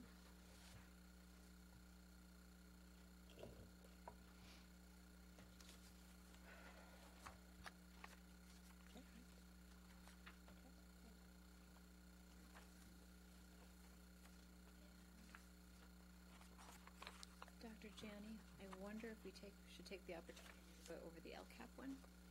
Sure. Mayor, do you have a microphone? Maybe you can have the microphone here. I'll say that again, because I wasn't on the microphone. Could you please go up to the podium? Yeah, great, thank you.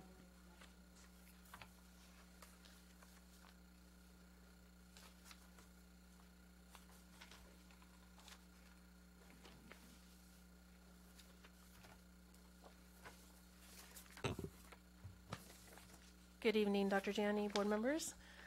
So what we've done is we've actually broken out the allocation that we've received for our LCAP funding out of supplemental and concentration. And I wanted to address one of the questions that both Ms. Hall and Mr. Tarantino brought up about the funding at the large high school with potentially a smaller amount of unduplicated students or students that need additional support versus a Title I school. One of the biggest areas of funding that is allocated is actually to the reduction of class size from 30 to 1 to 28 to 1. And so at a large high school, so for example, if you think about Eastlake. That is, excuse me, that's in the contract? That's under the Teachers, contract. So it's a part of a mandate, basically a district mandate to have that class size. Right, and under supplemental and concentration, because we have over 60%, we're allowed to utilize that funding. So what happens, for example, with Eastlake High School, with 3,000 students, if we just went to the 30 to 1, we'd have about 100 teachers. With reducing that to 28 to 1, you would add 7 additional teachers. And so that adds to that number. And so that's why you saw at Eastlake, when you look at the LCAP, those positions, in addition to some of the other positions that we supply out of LCAP, such as where we were funding in the past, the site curriculum specialist, that funding was included in there, the SIS, the blended learning specialist, and those were all based on unduplicated counts. However, it does add to that allocation at schools that wouldn't qualify for Title I. Thank you. So what you have in front of you through the list, it lists the goal. As a reminder, Goal 1 is all teaching and learning. Goal 2 is equity and culture, climate. And then Goal 3 is parent engagement, and Goal 4 is coherent systems. Goal 4 does not get funded out of supplemental and concentration grant monies, but for the most part, the majority of the funding that we utilize out of supplemental goes into direct services for students, so it's in FTEs. We do have some district curriculum specialists, or TOSAs, that are at the district that support sites out of this funding. And then we also have, in terms of parent engagement, the community program facilitators. Those are direct supports for parents. We've included tutors at all sites. And then we have some licenses that we offer, and those are district-wide. So SHMOOP is used for high school supports. The Achieve 3000 is for all of our middle schools. We utilize that as a support for reading improvement and access. We also supplement through Title I at high schools achieve 3,000 for our students that need additional supports. And then we have Math 180, Apex Learning, which is part of our credit recovery program, PSAT, which was, this is, remember, at a point in time. So originally PSAT was under supplemental and concentration. We eventually moved it to Title IV, but at a point in time that we're looking at, this is where it was. And then we have supports for school libraries also under this supplemental and concentration grant funding. And then the other big expense is AVID across the district. And that funds for the contract that we have with AVID, and then also with resources and training and professional development for AVID.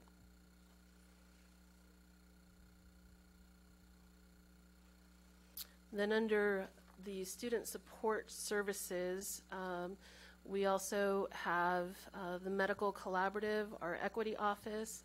We fund summer school out of our supplemental and concentration grant monies, and we also had our additional staff PD, the 3 additional days.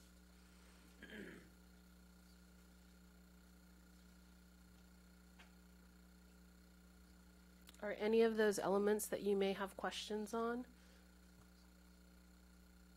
One of the big components is the restorative practices. We sponsor our O class, which is a middle school restorative practice program. We have at each middle school a 0.6 FTE, and then we have 4 schools that get some additional funding for restorative practice pilots at their sites. Is there a per pupil allocation that they get? For which one? For supplemental or concentration, that's sort of not discretionary, but obviously for the intended purpose, but that's dollars for them to determine at a school site. So we have intervention dollars that are utilized at the site per pupil. So that allocation is given based on a formula. And then the allocation of the blended learning in the past and the CIS, the Coordinator of Integrated Services, was also based on percentage and per pupil. I got a question. So on number 2, or... 2 is the goal. Oh, okay, yeah, no. Where it says athletic TOSA 1.2 FTE, is that 2 people or 1 person? So that's a portion of a TOSA. Let me double check because that's kind of cut off there. I can't see it completely. It says 0.4 base and 0.8 FTE. Yeah. So it's probably the 0.8. It could be more than 1 person. It could be Yeah. 4 people. It could be, you know. I don't know how many periods. That one is the athletic TOSA at the district office. So they could be an additional. So it's a 1 point total allocation, but the funding out of supplemental and concentration is the 0.8. The 0.4 comes out of general fund.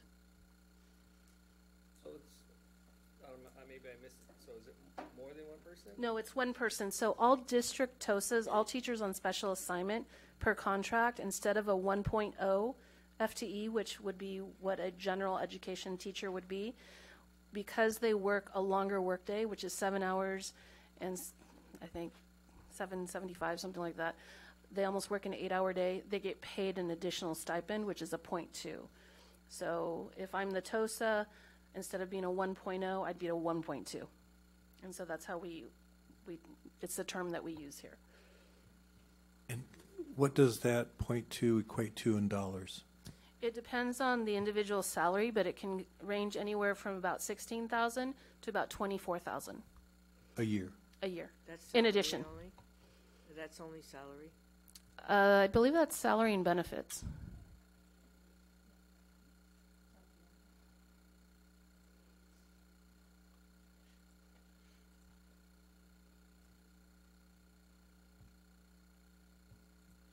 Clarifying questions?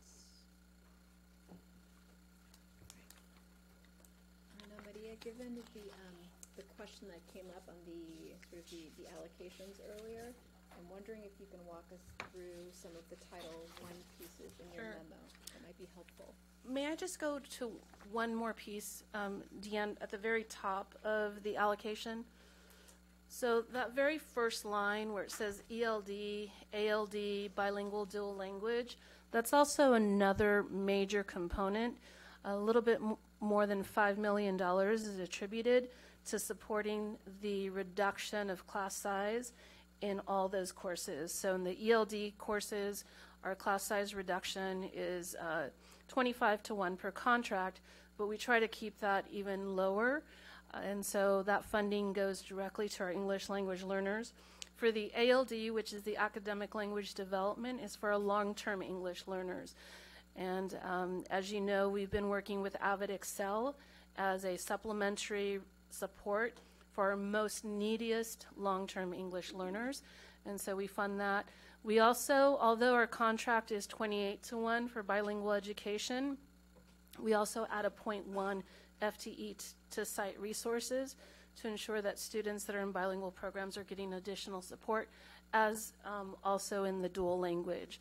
So between the class size reduction and the English language development programs, et cetera, it's a little bit more than $16 million that we use out of the LCAP to fund those programs. Over 6 years, 6 years or more. And so for us, as a secondary school site, most of our long-term English learners come to us as long-term English learners. They're pre-identified. Okay. Any other questions on the LCAP? All right, then maybe the Title I.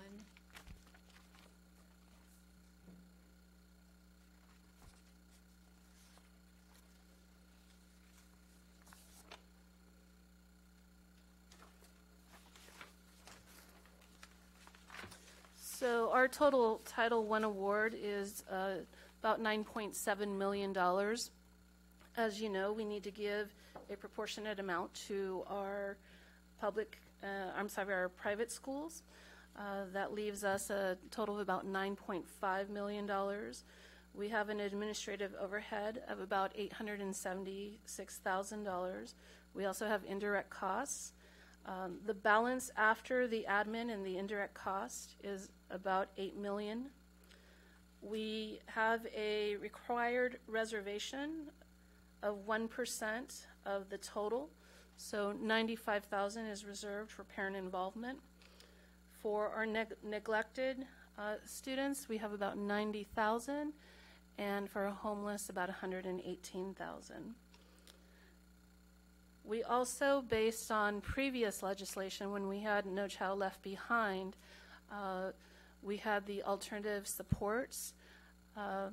Those fundings currently are being used for our attendance coordinators at school sites at the high school level to prevent students from becoming chronically absent and to support them to get to school. And then we still have one more year of transportation under No Child Left Behind for schools that were in program improvement.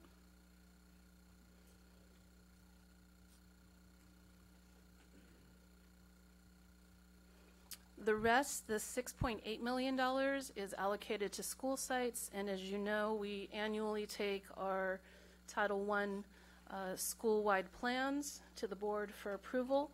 Those plans have to be based on needs assessments conducted by the school sites. They have to include parent and student participation, and based on those, they have to utilize evidence-based programs to demonstrate improvement for our students.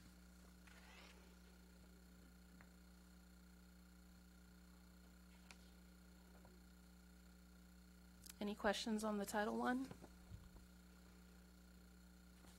So is this spreadsheet here the allocation across to the school sites? Yes.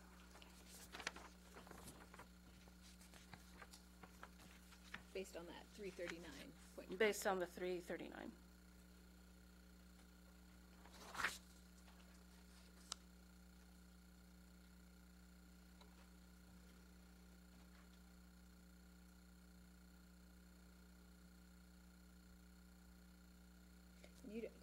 missing it? The count isn't on here, right? Yeah, they don't. No, we don't have the counts on there. We do have a sheet with counts. It wasn't included in this, but we do have the counts for each site. Yeah, I bet it's on the same spreadsheet, it's just not one of the Yeah. the columns that's showing up.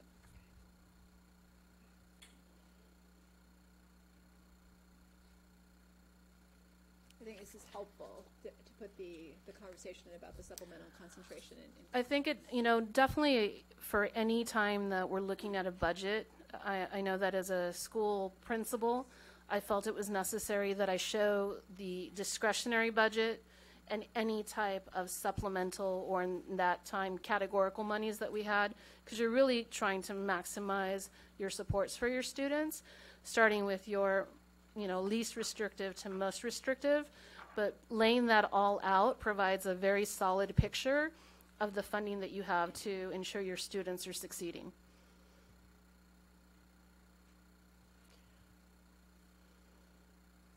What I think is important whenever you have supplemental dollars to look at and how they're allocated is to also look at the counts, the percentages of free and reduced lunch, and what number of students that are below basic in the core subject areas, and how many English learners, so that you can really see where the highest need is. And then you're ensuring that you are discussing the allocation formulas so that those students are targeted in that formula and in those allocations. And I think that that's an area that it will be helpful to have the district bring the board into those discussions going forward in a timely way, so that we have those decisions well before the budgets are finalized and going out to schools to be looked over by principals and things. Because it's easy to look at this and say, okay, it looks good.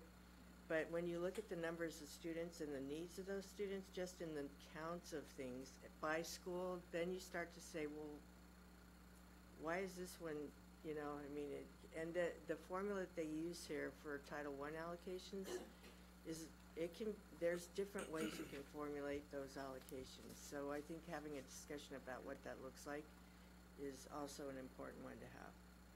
It could be a really timely one, because we're Definitely. going through some Yeah. major adjustments, and so rethinking how we spend our money, how we prioritize it.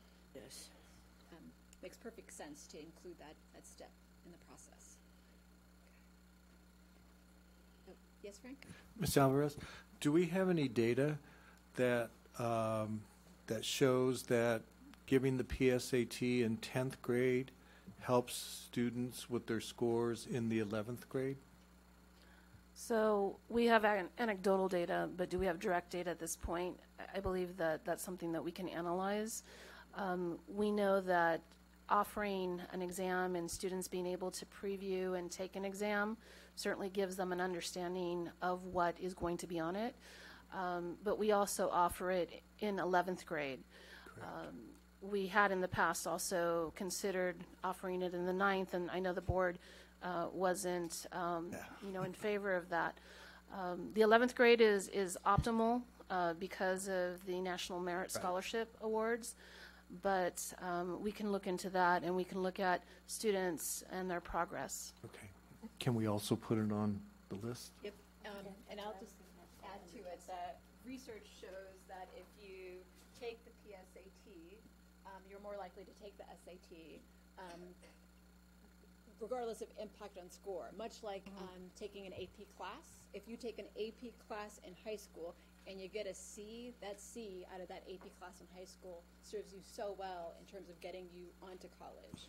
We call it the power of two. The College Board calls it the power of two for AP testing.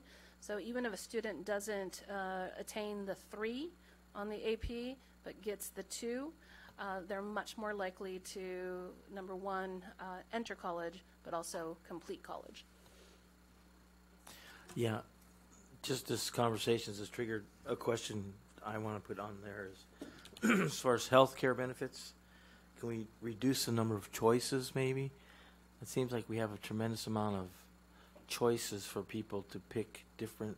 For major medical? Yes. For health? Okay. Yes. So is there an opportunity to refine what their healthcare program looks like? Okay. 40 is plenty. Okay.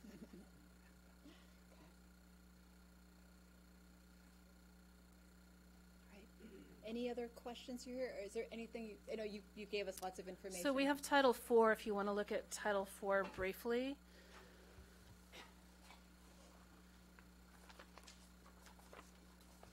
So Title IV, for a while, was put on hold at the federal level. This year, we had an apportionment that was given to us, which was $667,000. There's 3 areas that Title IV needs to support. That's providing students with a well-rounded education, supporting safe and healthy students, and then supporting the effective use of technology. So these are the areas that we have identified. As a reminder, I mentioned to you that we initiated some transfers from the supplemental and concentration to Title IV once we had received the allocation, and that's the college and career counselor, the PSAT for 10th and 11th graders, AP subsidy for students with a low socioeconomically disadvantaged. Our district TOSA, a portion of the district TOSA for restorative practices, and then technology licenses that are specifically for science, which is called Gizmos. It's an interactive probeware for science. So those are the categories that we completed, and we did apply for a Title IV additional grant, but we missed it by half a point.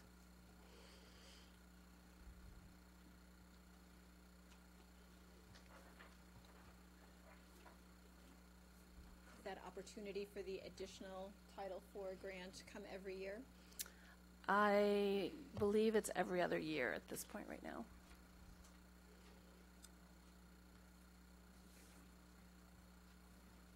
Any questions?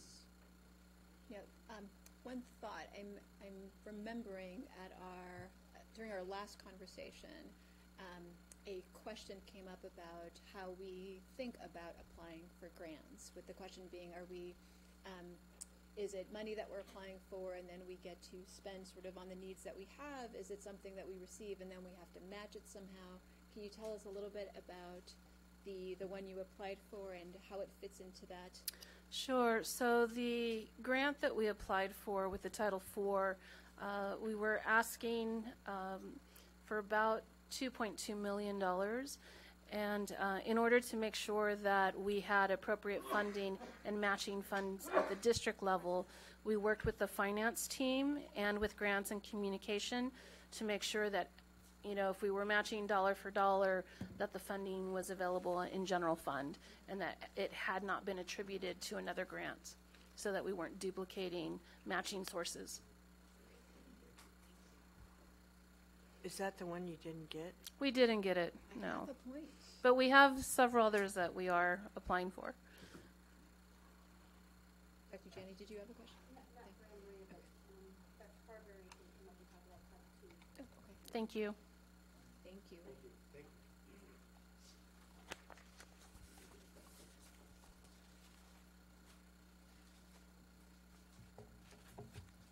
Hello? Is everyone awake?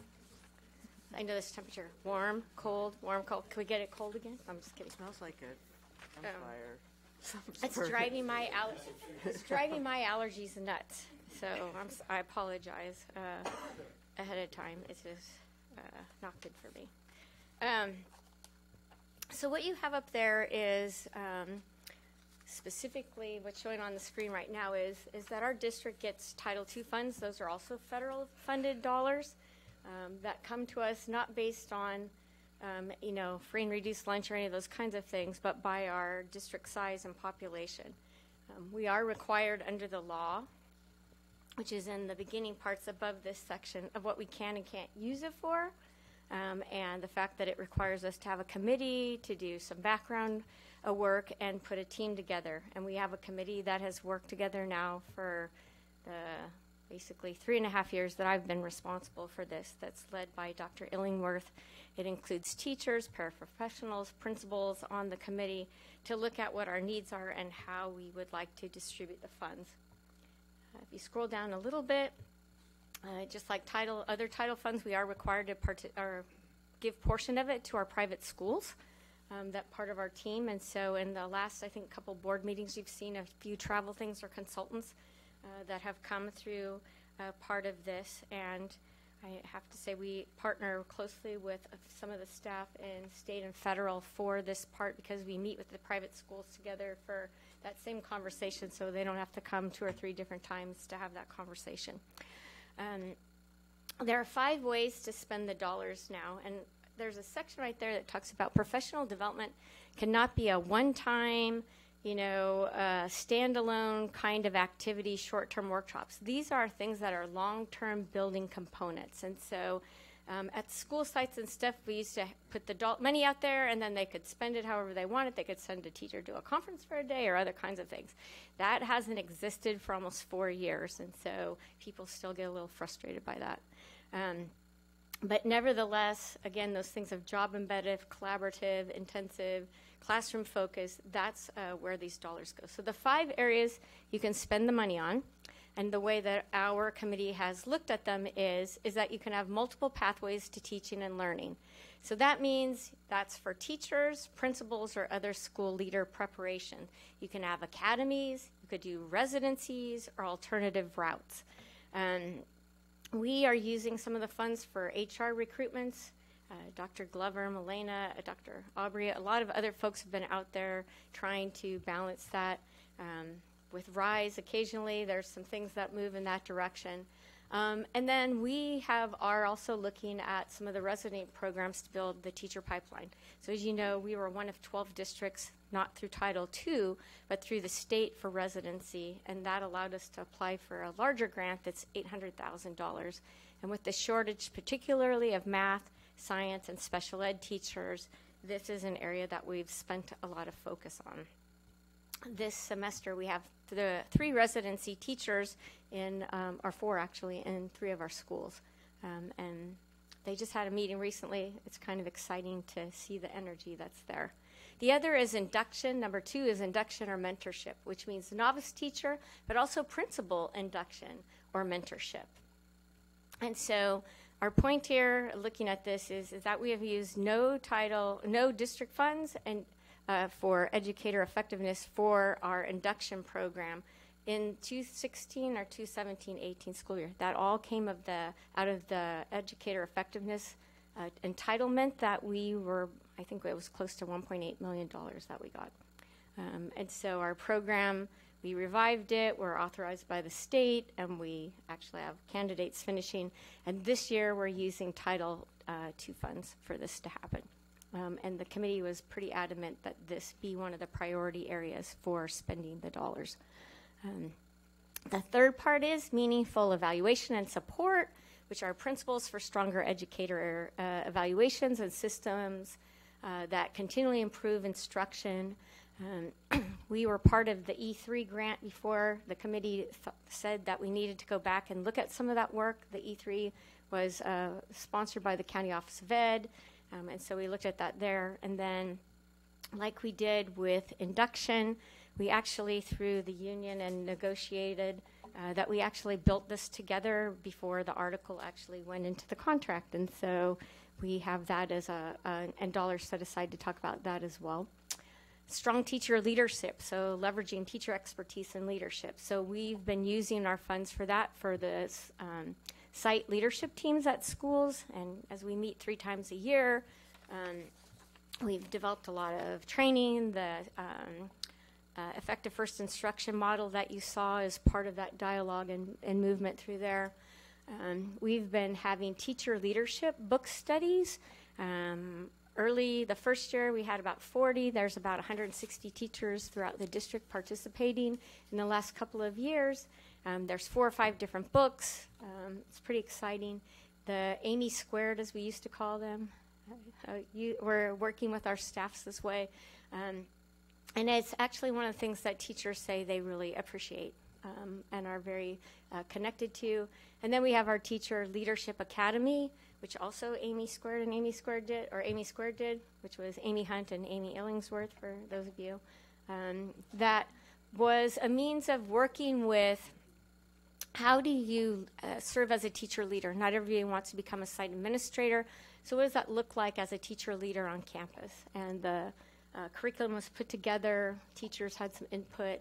And I think we had about 35 teachers go through that program at that particular point in time. And the last way that you can spend money is on transformative school leadership, which is ongoing professional development for principals and other school leaders. This directly ties into some of the work that we've done with the Wallace Foundation about, the principal pipeline, the shortage of high-quality principals that actually lead and reform instruction. And so we've used the dollars 2 years ago with 2 principals on special assignment who are coaching brand new principals as well as working with the principals at each of the school sites. And then this past year when Tom went to HR, Tom Winters, we didn't replace him. And now Bettina, we don't have any principals on special assignment now because Bettina is filling in at Mar Vista High School as the principal there.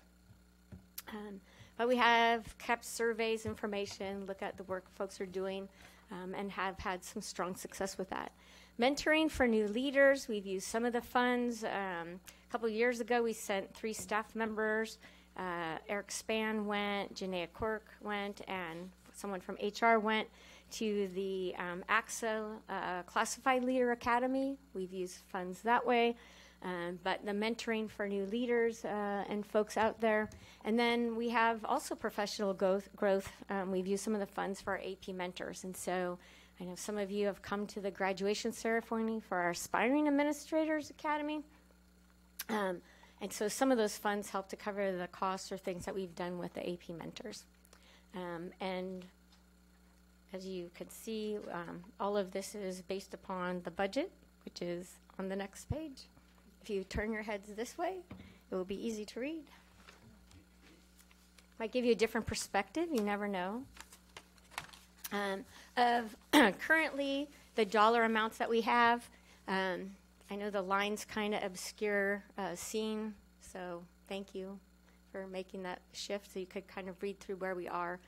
But you'll see that where we're currently expending the majority of our dollars, which happens to go into the induction program, predominantly substitutes for the SLTs, and then the added support for teacher induction, which part of it was going to come out of the general fund, and now it's about 90% in totally funded through Title II.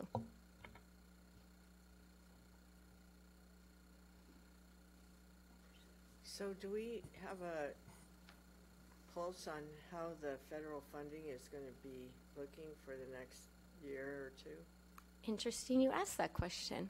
So we know that under the Elementary and Secondary Education Act that the funds were held for this year and next year, but after next year, unsure.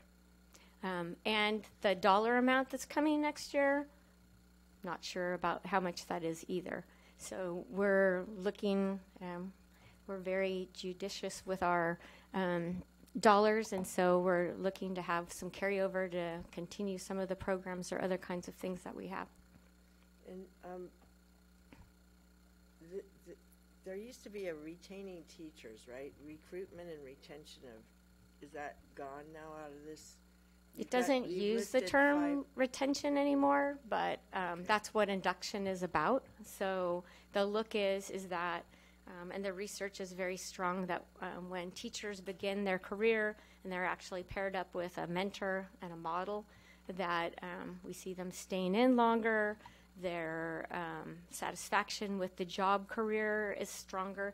And now that we're in year like 3.5, we actually have some of our graduates working in teams and working with others out there. And so, well, the reason I asked was because there used to be a strategy of class size reduction under Title II. In fact, it used to have a separate funding just for class size reduction in the early 2000, Yeah, late that's sunsetted 1999s.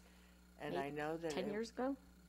it may have ended as a specific, but it was still part of the retaining teachers, because part of that retention was if they weren't working in an environment where they had too many students in the classroom, it was a better working environment. So have we looked at that at all for Title So II? in the regs, it talks about that specifically, and it also cites about 5 pieces of in that ESSA document that's cited at the top. And the fact of the matter is that class size reduction at secondary level has shown to have absolutely no impact. So does it say in the regs it is no longer allowed specifically? It doesn't recommend that you're using it as a strategy, So- and if you did, you would want to be making some real clear parameters as to how you'd be collecting, because it all goes back to what they call evidence-based funding. So by that, it means that if there's evidence that doesn't support it, that you would have to now demonstrate why you would consider continuing or thinking about doing that, and collect evidence and data that would show that it was a promising practice. Thank you. Oh, well, I think that's what we do all the time, or some of the stuff we do, right? Okay, thank you. You're welcome. Do we have an active peer assistance and review program tied to our evaluation? An active, I'll say the answer to that is no. We do not have a large number of staff members that are under this, and so when a situation occurs that someone is being referred to PAR, Dr. Glover and I talk, we look at staff who are available, and we've used some of our mentors that are part of our programs to work with some of our staff in those areas. So the money doesn't necessarily go to peer assistance and review. It's diverted to help support a teacher. Right there, it's a funding line, but we haven't expended it, which is how we have carryover Okay. from year to year. Okay, thank you.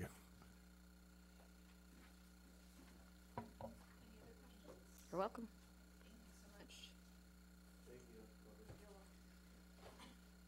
If we can go back to the slide deck. There were a lot of questions that you asked at this point last year, and I just want to make note that you got a lot of answers.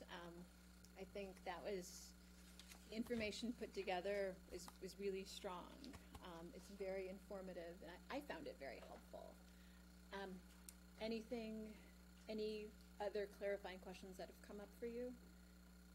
So then, I'd like to then take the opportunity, if you can go to the next slide, now that you have all of those answers to the questions that you've asked, plus we know that we're going to get updates on cash on a regular basis, we're going to get updates on our updated finances, the best information we have on our budget on an ongoing basis at our board meeting. So we know those pieces are going to happen, and we have these answers to the questions. Is there anything else, anything more, anything different that you're feeling that you need as a board member to make the decisions that you're going to be making in the upcoming weeks? I made some notes, but I'll let you share your thoughts first.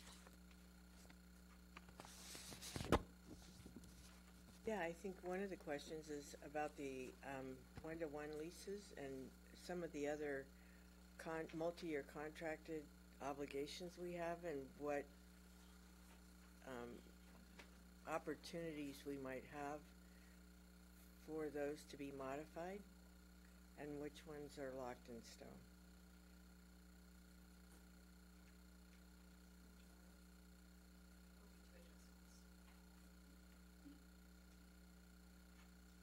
Should have noted, we actually added 2 items. So one was that healthcare benefits item, but before that we added TOSAs. That was another one that came up during conversations.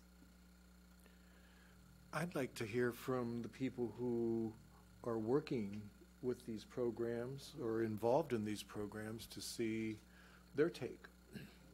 I don't know that I have the expertise to be able to say that the year-round calendar is working or not working, for example, or that a PSAT test in the 10th grade is a good idea. So, and problem is, who do we solicit that information from, and how do we gather it? Because do we get it from all 35,000 employees or what? So, I mean, but I think it is important to hear what people say. Isn't that when we were going to those meetings, those area meetings? And the community, part of the community is the staff, right? Yes, part of the Yes. community is staff.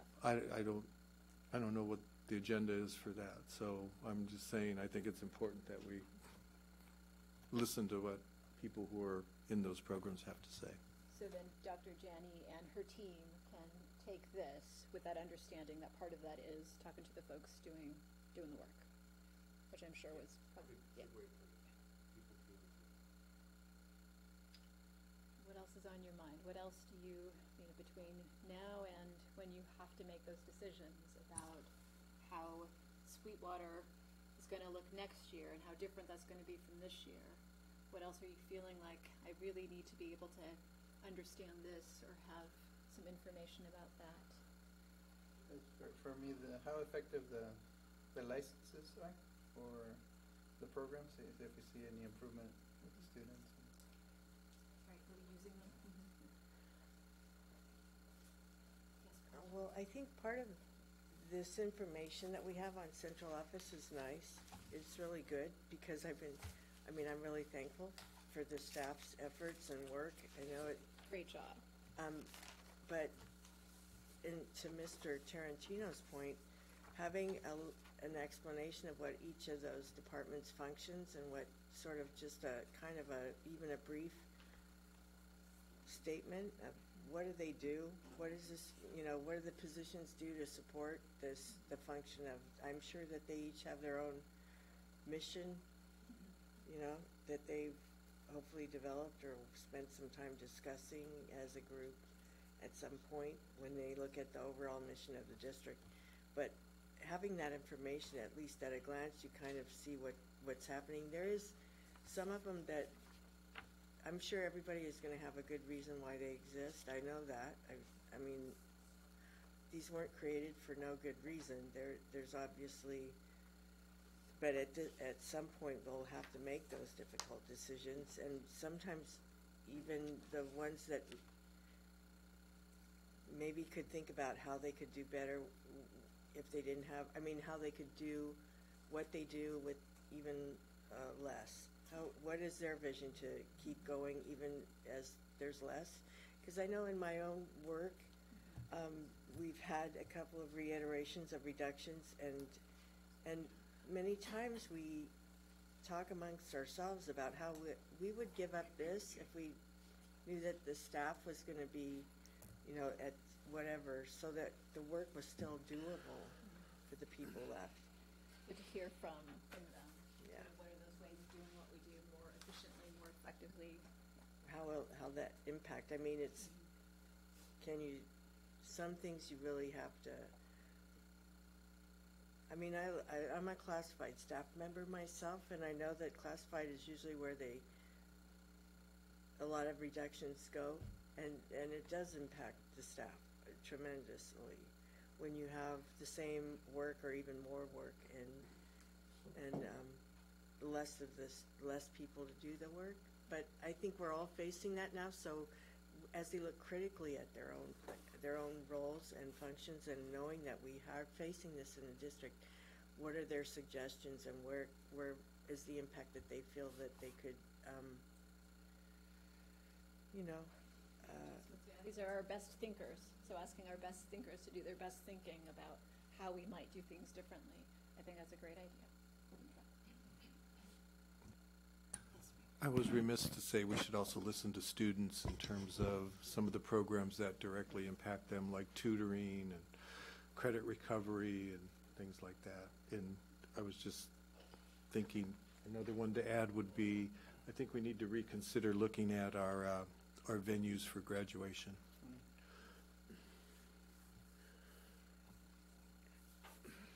we have to be strong. So it feels.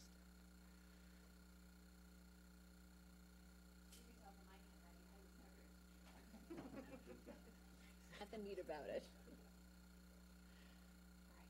right. Anything else? All right. you. Let's look at timeline really quickly, just because this is where we were the last time we met. Just to simplify what we're looking at, I'm going to remove what was already taken care of. So in February, we're going to continue some of those community conversations, and those community conversations continue into March.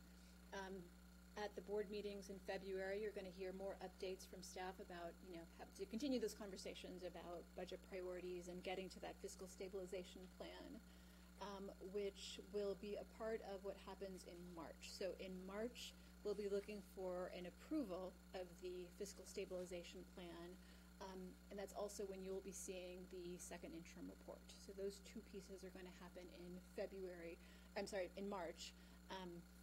And they do have to be done in advance of, any potential layoff notices that might go out. And so that's why the timing is important. It's important for the potential of layoff notices as well as for that second interim report.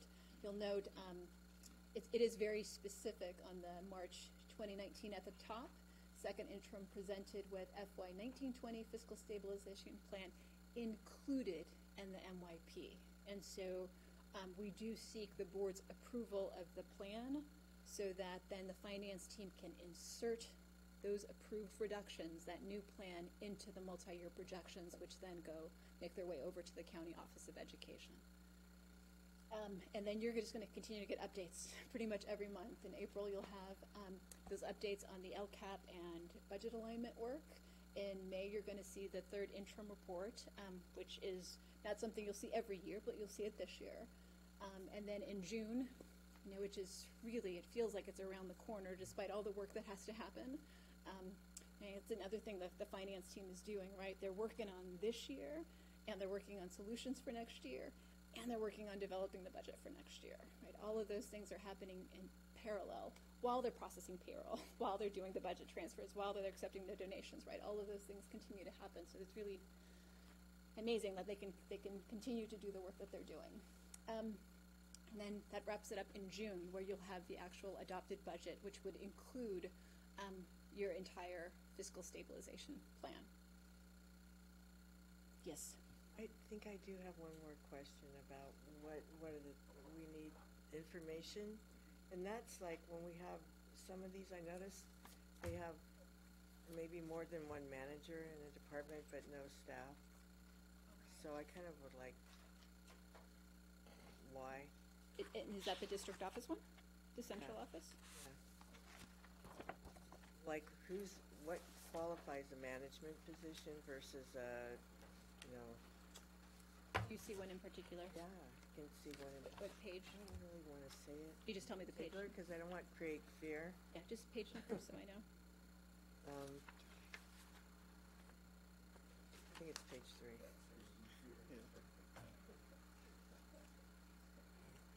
Page 3. Page 3, okay. That's helpful. That just narrows it down. Okay, perfect. No, it's page 4. Page 4. Page 4. Yeah, specific questions regarding that? Just Show it to you. I'll come back. I'll come to it. Okay. Going once, going twice? We're good on both counts? All right, so... yes. I have a question about our list, our wonder list. How, because I'm sure that people are listening via closed circuit, and so I'm sure that they've heard us with the wonder list.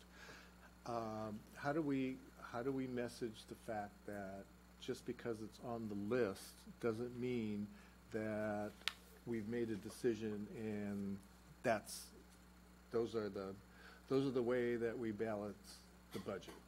How do we do that? Because I'm sure tomorrow the drums will be beating, and each school site will put their spin on this, and again, it's going to cause widespread panic, more than there already is out there. So how do we do that, Liz? So I've got some thoughts, but before I share mine, I'd love to hear from your peers. I don't know how we do that.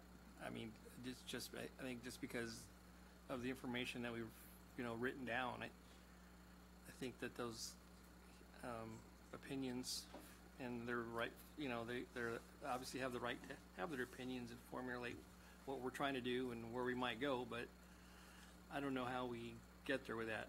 I just think it's just, I mean, it's all out there, so that's a good thing that everybody knows what, you know, what we're looking at to date, so I don't know how we do that. So I guess I didn't answer your question. But I that's still okay. don't know what we're looking at because we really haven't done any narrowing down of anything.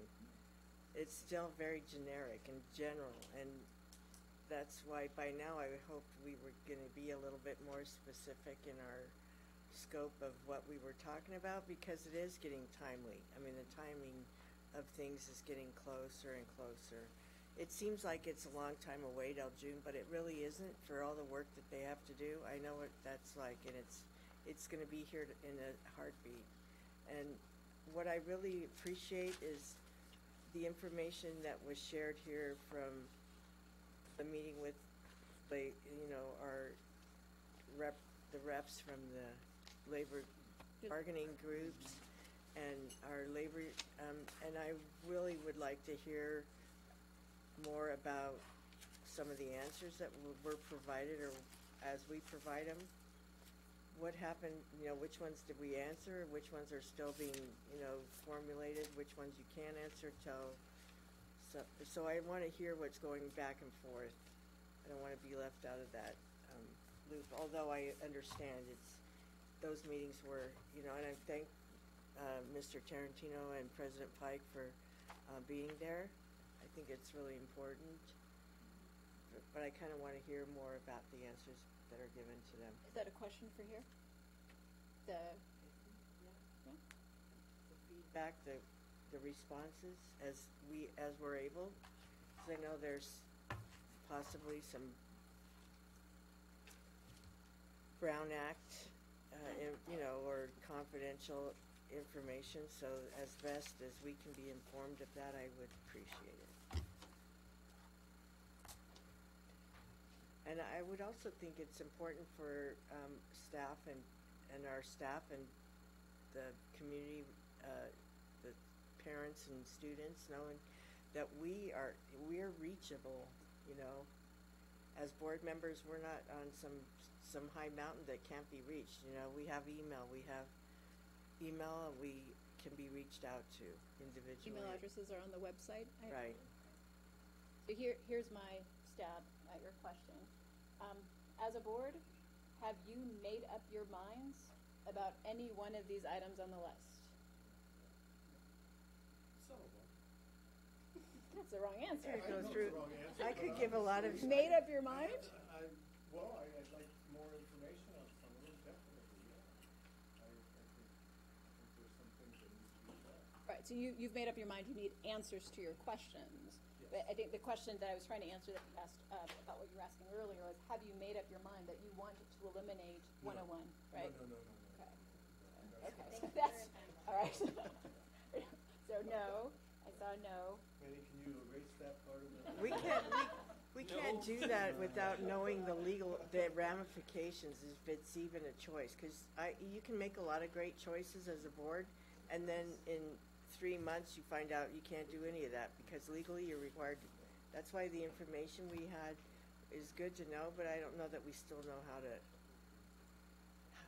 veneer it over everything, you know. So a couple of thoughts on that. So one, the work that you've done helps staff figure out what to bring forward, how to create that fiscal stabilization plan, right? That's what guides them so that they're doing that work. And so they've started the work, they're continuing the work, they're going to refine the work to be able to present to you something, a fiscal stabilization plan that is consistent with what it is you've said should be guiding our work, right? So that high impact stuff should be a guiding force. The questions that were asked about, what are those parameters, the legal ones, the ed code ones, the other things that we might have agreed to through the SERP, right? What are all of those pieces? So staff knows what's important to you and what should be, that the guidance and direction that you've provided today and last time around helps them figure out what does a fiscal stabilization plan look like that you're going to approve, right? Not just present to you, but present to you for approval that you're actually willing to vote on and say, yes, this is all consistent with what the direction we've given, this is consistent with the guidance we've provided. And so that's that piece of it. You're absolutely right, Paula. You haven't seen the nitty-gritty of what might be on that list, and that's because they're working their way through it with the Right. guidance that you're providing and track Well, of I don't think we've provided clear enough guidance on some of it that might be clearly given. It needs to be given because we're working through it like this. I mean, I know it's great, but it's like we need to pin down things. We really do. We have to pin down what some of our directions are. I think there is, this being a list that was prepared before the SERP was taken into account, it's really hard for me to see but there's some departments that have a lot of staffing in the central office for programs that I'm wondering are really necessary to have. You know, I mean, I have to say that and put that out there. Right, and that's fair. And I think for staff, they're going to take what you've indicated as high impact stuff, and they're going to run through those programs and services, which is going to include the positions, obviously, because it's got to include the positions, because that's where 87% of our resources get spent. And so they're using what you've indicated as this high impact priority criteria for them to use is how they're thinking through those pieces. And as they go through the items, going through the ideas of, okay, and what are the ed code pieces here, and what are the best practices here, right? Thinking through all of those pieces is what they're doing. I hear in your questions sort of like, but I haven't seen anything yet. And you're right, you haven't seen anything yet. That will be coming, and it'll be a part of that timeline. So with that, Dr. Janney, do you have a sense of when the board might be taking a first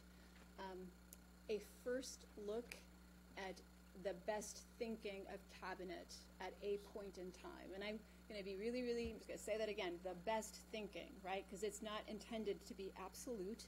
It's not intended to be done. It's going to be their best thinking at a point in time based on what they've heard from you. Great question. Answer to come? That's okay. Yeah. Great question. A lot depends upon how far we're advancing with all of our data and the analysis, like the most recent in that moved office staffing plan. We need to clean it up for all those people who left in December who are not being necessarily replaced based upon our conversations with our labor groups. So things like that, I think that would be one of our first steps to make sure we have all of that. And I just think we will continue to communicate with you what we've been doing as far as any updates and send it out to you. And I think sometimes you have to be careful about things that's, there are requirements with, like, especially federal funding, but there is a fat, there's fat administration and there's lean administration, and we really have to think about lean. That's I'll keep it that generic.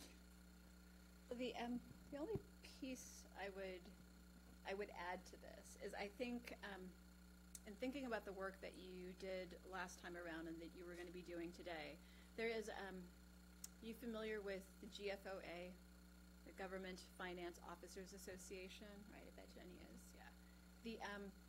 The GFOA is sort of it's the gold star for CFO for finance folks. And it's the gold star for public finance folks across the country.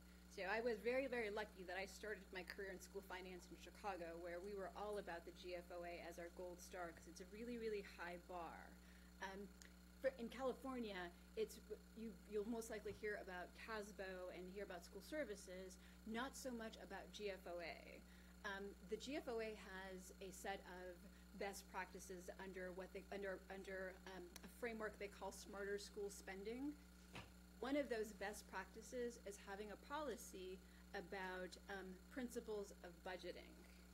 So if you're tired today, it's because you've had 2 sessions where you have made an excellent start at developing a meaningful policy that would meet GFOA's best practice. Like that's the work you've been doing over these 2 sessions. So it is something, the reason I think of that as the framework is because it's set to not do the thing that sometimes we do when we're in these sorts of situations where we get really short-sighted and we have emotional responses that are not based in fact, not based in evidence. And what the GFOA does is it just makes you think about that long-term stuff. And so when I was going down the list, I'm like, yes, they did that, they did that, they did that. And so right now, as I see it, you guys have an excellent start at a very meaningful and thoughtful policy on budgeting that you can then take from this experience, refine it, and then at the end of this, you've got something that would drive the budgeting work of the school district forward. And I know you have your CSBA policies. Those tend to be about following the law, which you're doing anyway, right? You're going to follow Ed Code anyway. You're going to follow all of the requirements anyway. This is about how we think about the work. And so you should be proud of yourself in that you've done something in this that could be very, very meaningful if you decide you want to have this policy in place. Thank you. All right. If I can get a show of hands. Did you have an opportunity to voice your ideas? Yes. All right. Do you have a good sense of where we are going? Yes. And you support the timeline? I know that timeline's going to be painful when it starts to hit. Thank you. And with that, I want to give just an appreciation for the team. That was really stellar work that they put together in such a short amount of time. Any other appreciations that you might have for the team or for each other? I appreciate our collaboration and the community coming out.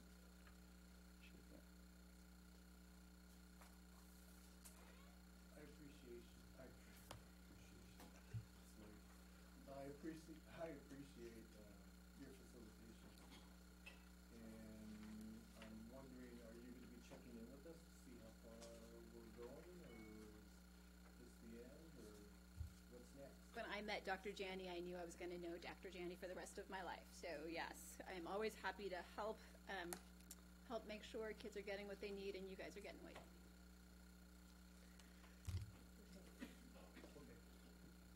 Honestly, I appreciate all the team, all the work the team did. It was super labor-intensive work, and hopefully someday we'll have a system that doesn't require that manual work. And I like to thank all the board members for this difficult conversation and just saying what they believe needs to be said and put on those lists for the tough decisions ahead. I second that. Thank you very much. It does help as we are moving forward. It really helps. And I'd like to thank you personally. I thought it was very well done, and I agree with Dr. Janney. Staff has got a lot of work to do, but they're really working hard, so we appreciate your help.